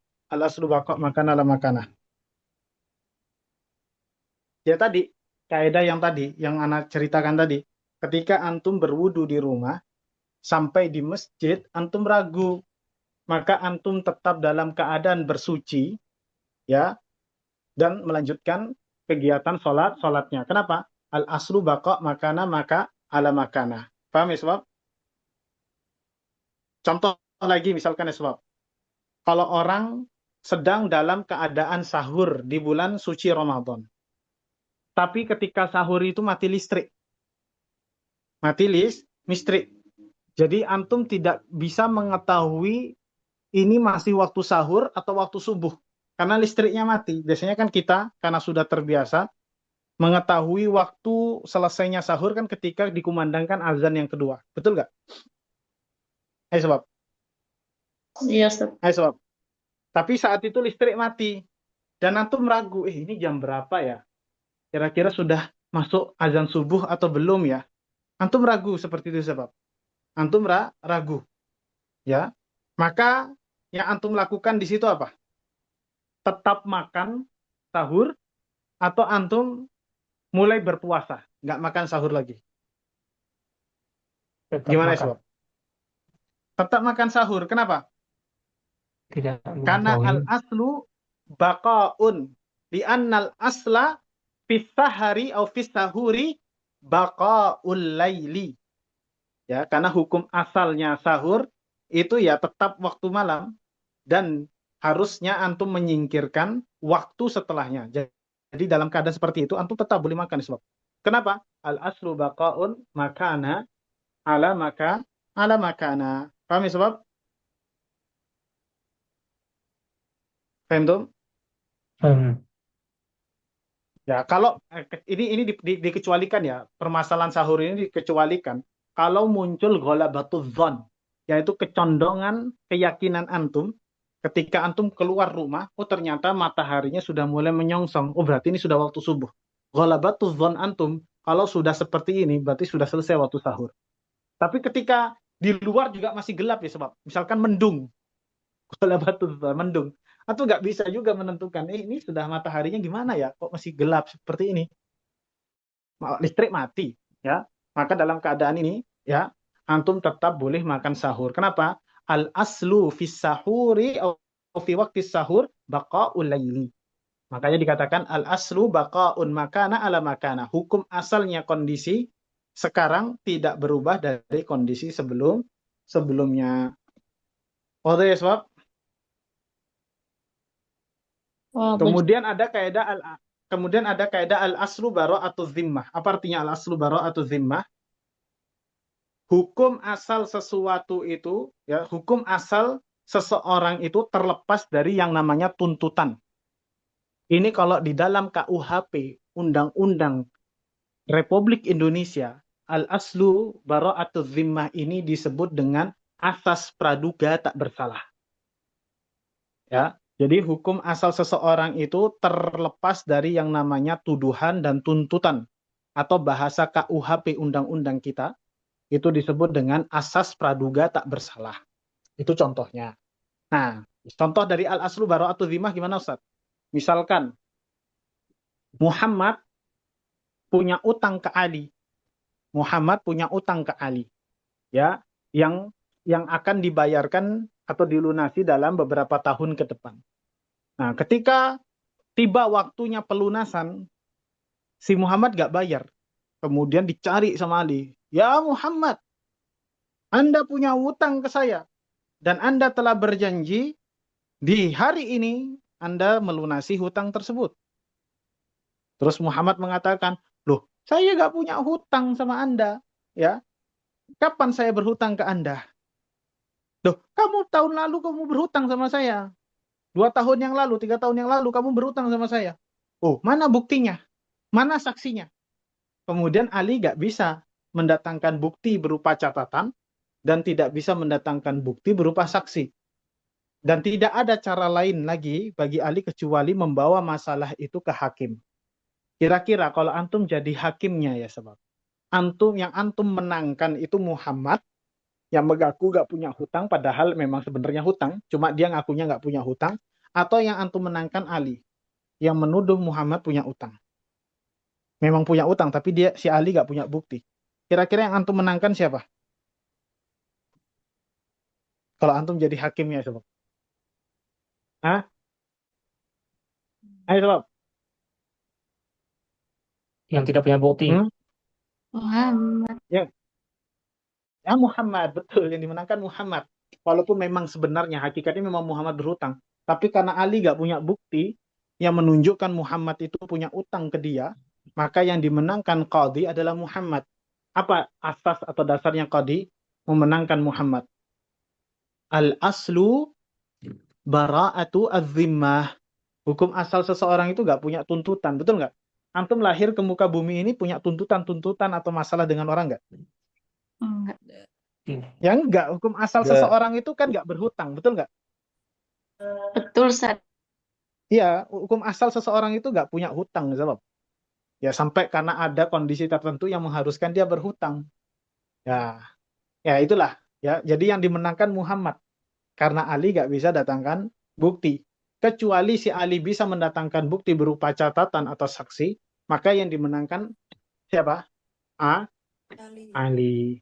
Dan ini juga permasalahan-permasalahan itu juga berlaku di di dalam permasalahan-permasalahan yang ada di Republik kita ya sebab. Jadi kalau antum mau ada tuntutan-tuntutan hak-hak seperti ini, kemudian antum bawa ke mahkamah, setidaknya antum punya bukti yang kuat untuk itu. Kalau antum tidak punya bukti, pastilah yang dimenangkan yang antum tuduh. Kenapa? Asas praduga tak bersalah tadi. Al-aslu bara'atu azimah. Hukum asal seseorang itu terlepas dari yang namanya zimmah, tuntutan, tuduhan. Ya, paham ya sebab?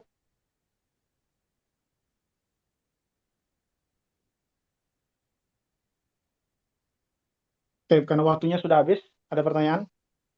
Mohon maaf ya sebab ini Anda nggak bisa syarah semua ya. Ini hanya muqaddimah saja ya sebagai gambaran ya. Sebelumnya antum belum pernah belajar kaidah fikih, sekarang sudah belajar walaupun muqaddimahnya setidaknya antum tahu kaidah fikih itu apa. Ya nanti antum kembangkan sendiri ketika antum sudah belajar di kampus. Makanya rajin belajarnya sebab. Yang rajin murojaahnya ya. Semoga Allah jadikan antum ya orang-orang yang lulus nanti di Ma'hadul Ulum atau di kampus-kampus lain di Timur Tengah yang antum impikan. Ada Amin. pertanyaan, Ikhwah? Ada pertanyaan? Baik, kalau tidak ada pertanyaan, naktafi ya sebab hadza ma uridu qawlahu subhanakallahumma bihamdika asyhadu an la ilaha illa anta astaghfiruka wa atubu ilaik. Bagi kelompok 3 yang harusnya syafahi hari ini atau yang tahfiz hari ini silakan datangi ustadznya masing-masing ya. Baik. Untuk kelas 15D yang syafahi ya Japriana ya, yang syafahi hari ini dan besok Japriana. Assalamualaikum warahmatullahi wabarakatuh. Waalaikumsalam Waalaikumsalam warahmatullahi warahmatullahi wabarakatuh. wabarakatuh. Jazakumullahu khairan. Khairul Barakallahu Jazakallah fiik, Ustaz. khairan, Ustaz. Wafiikum barakallahu.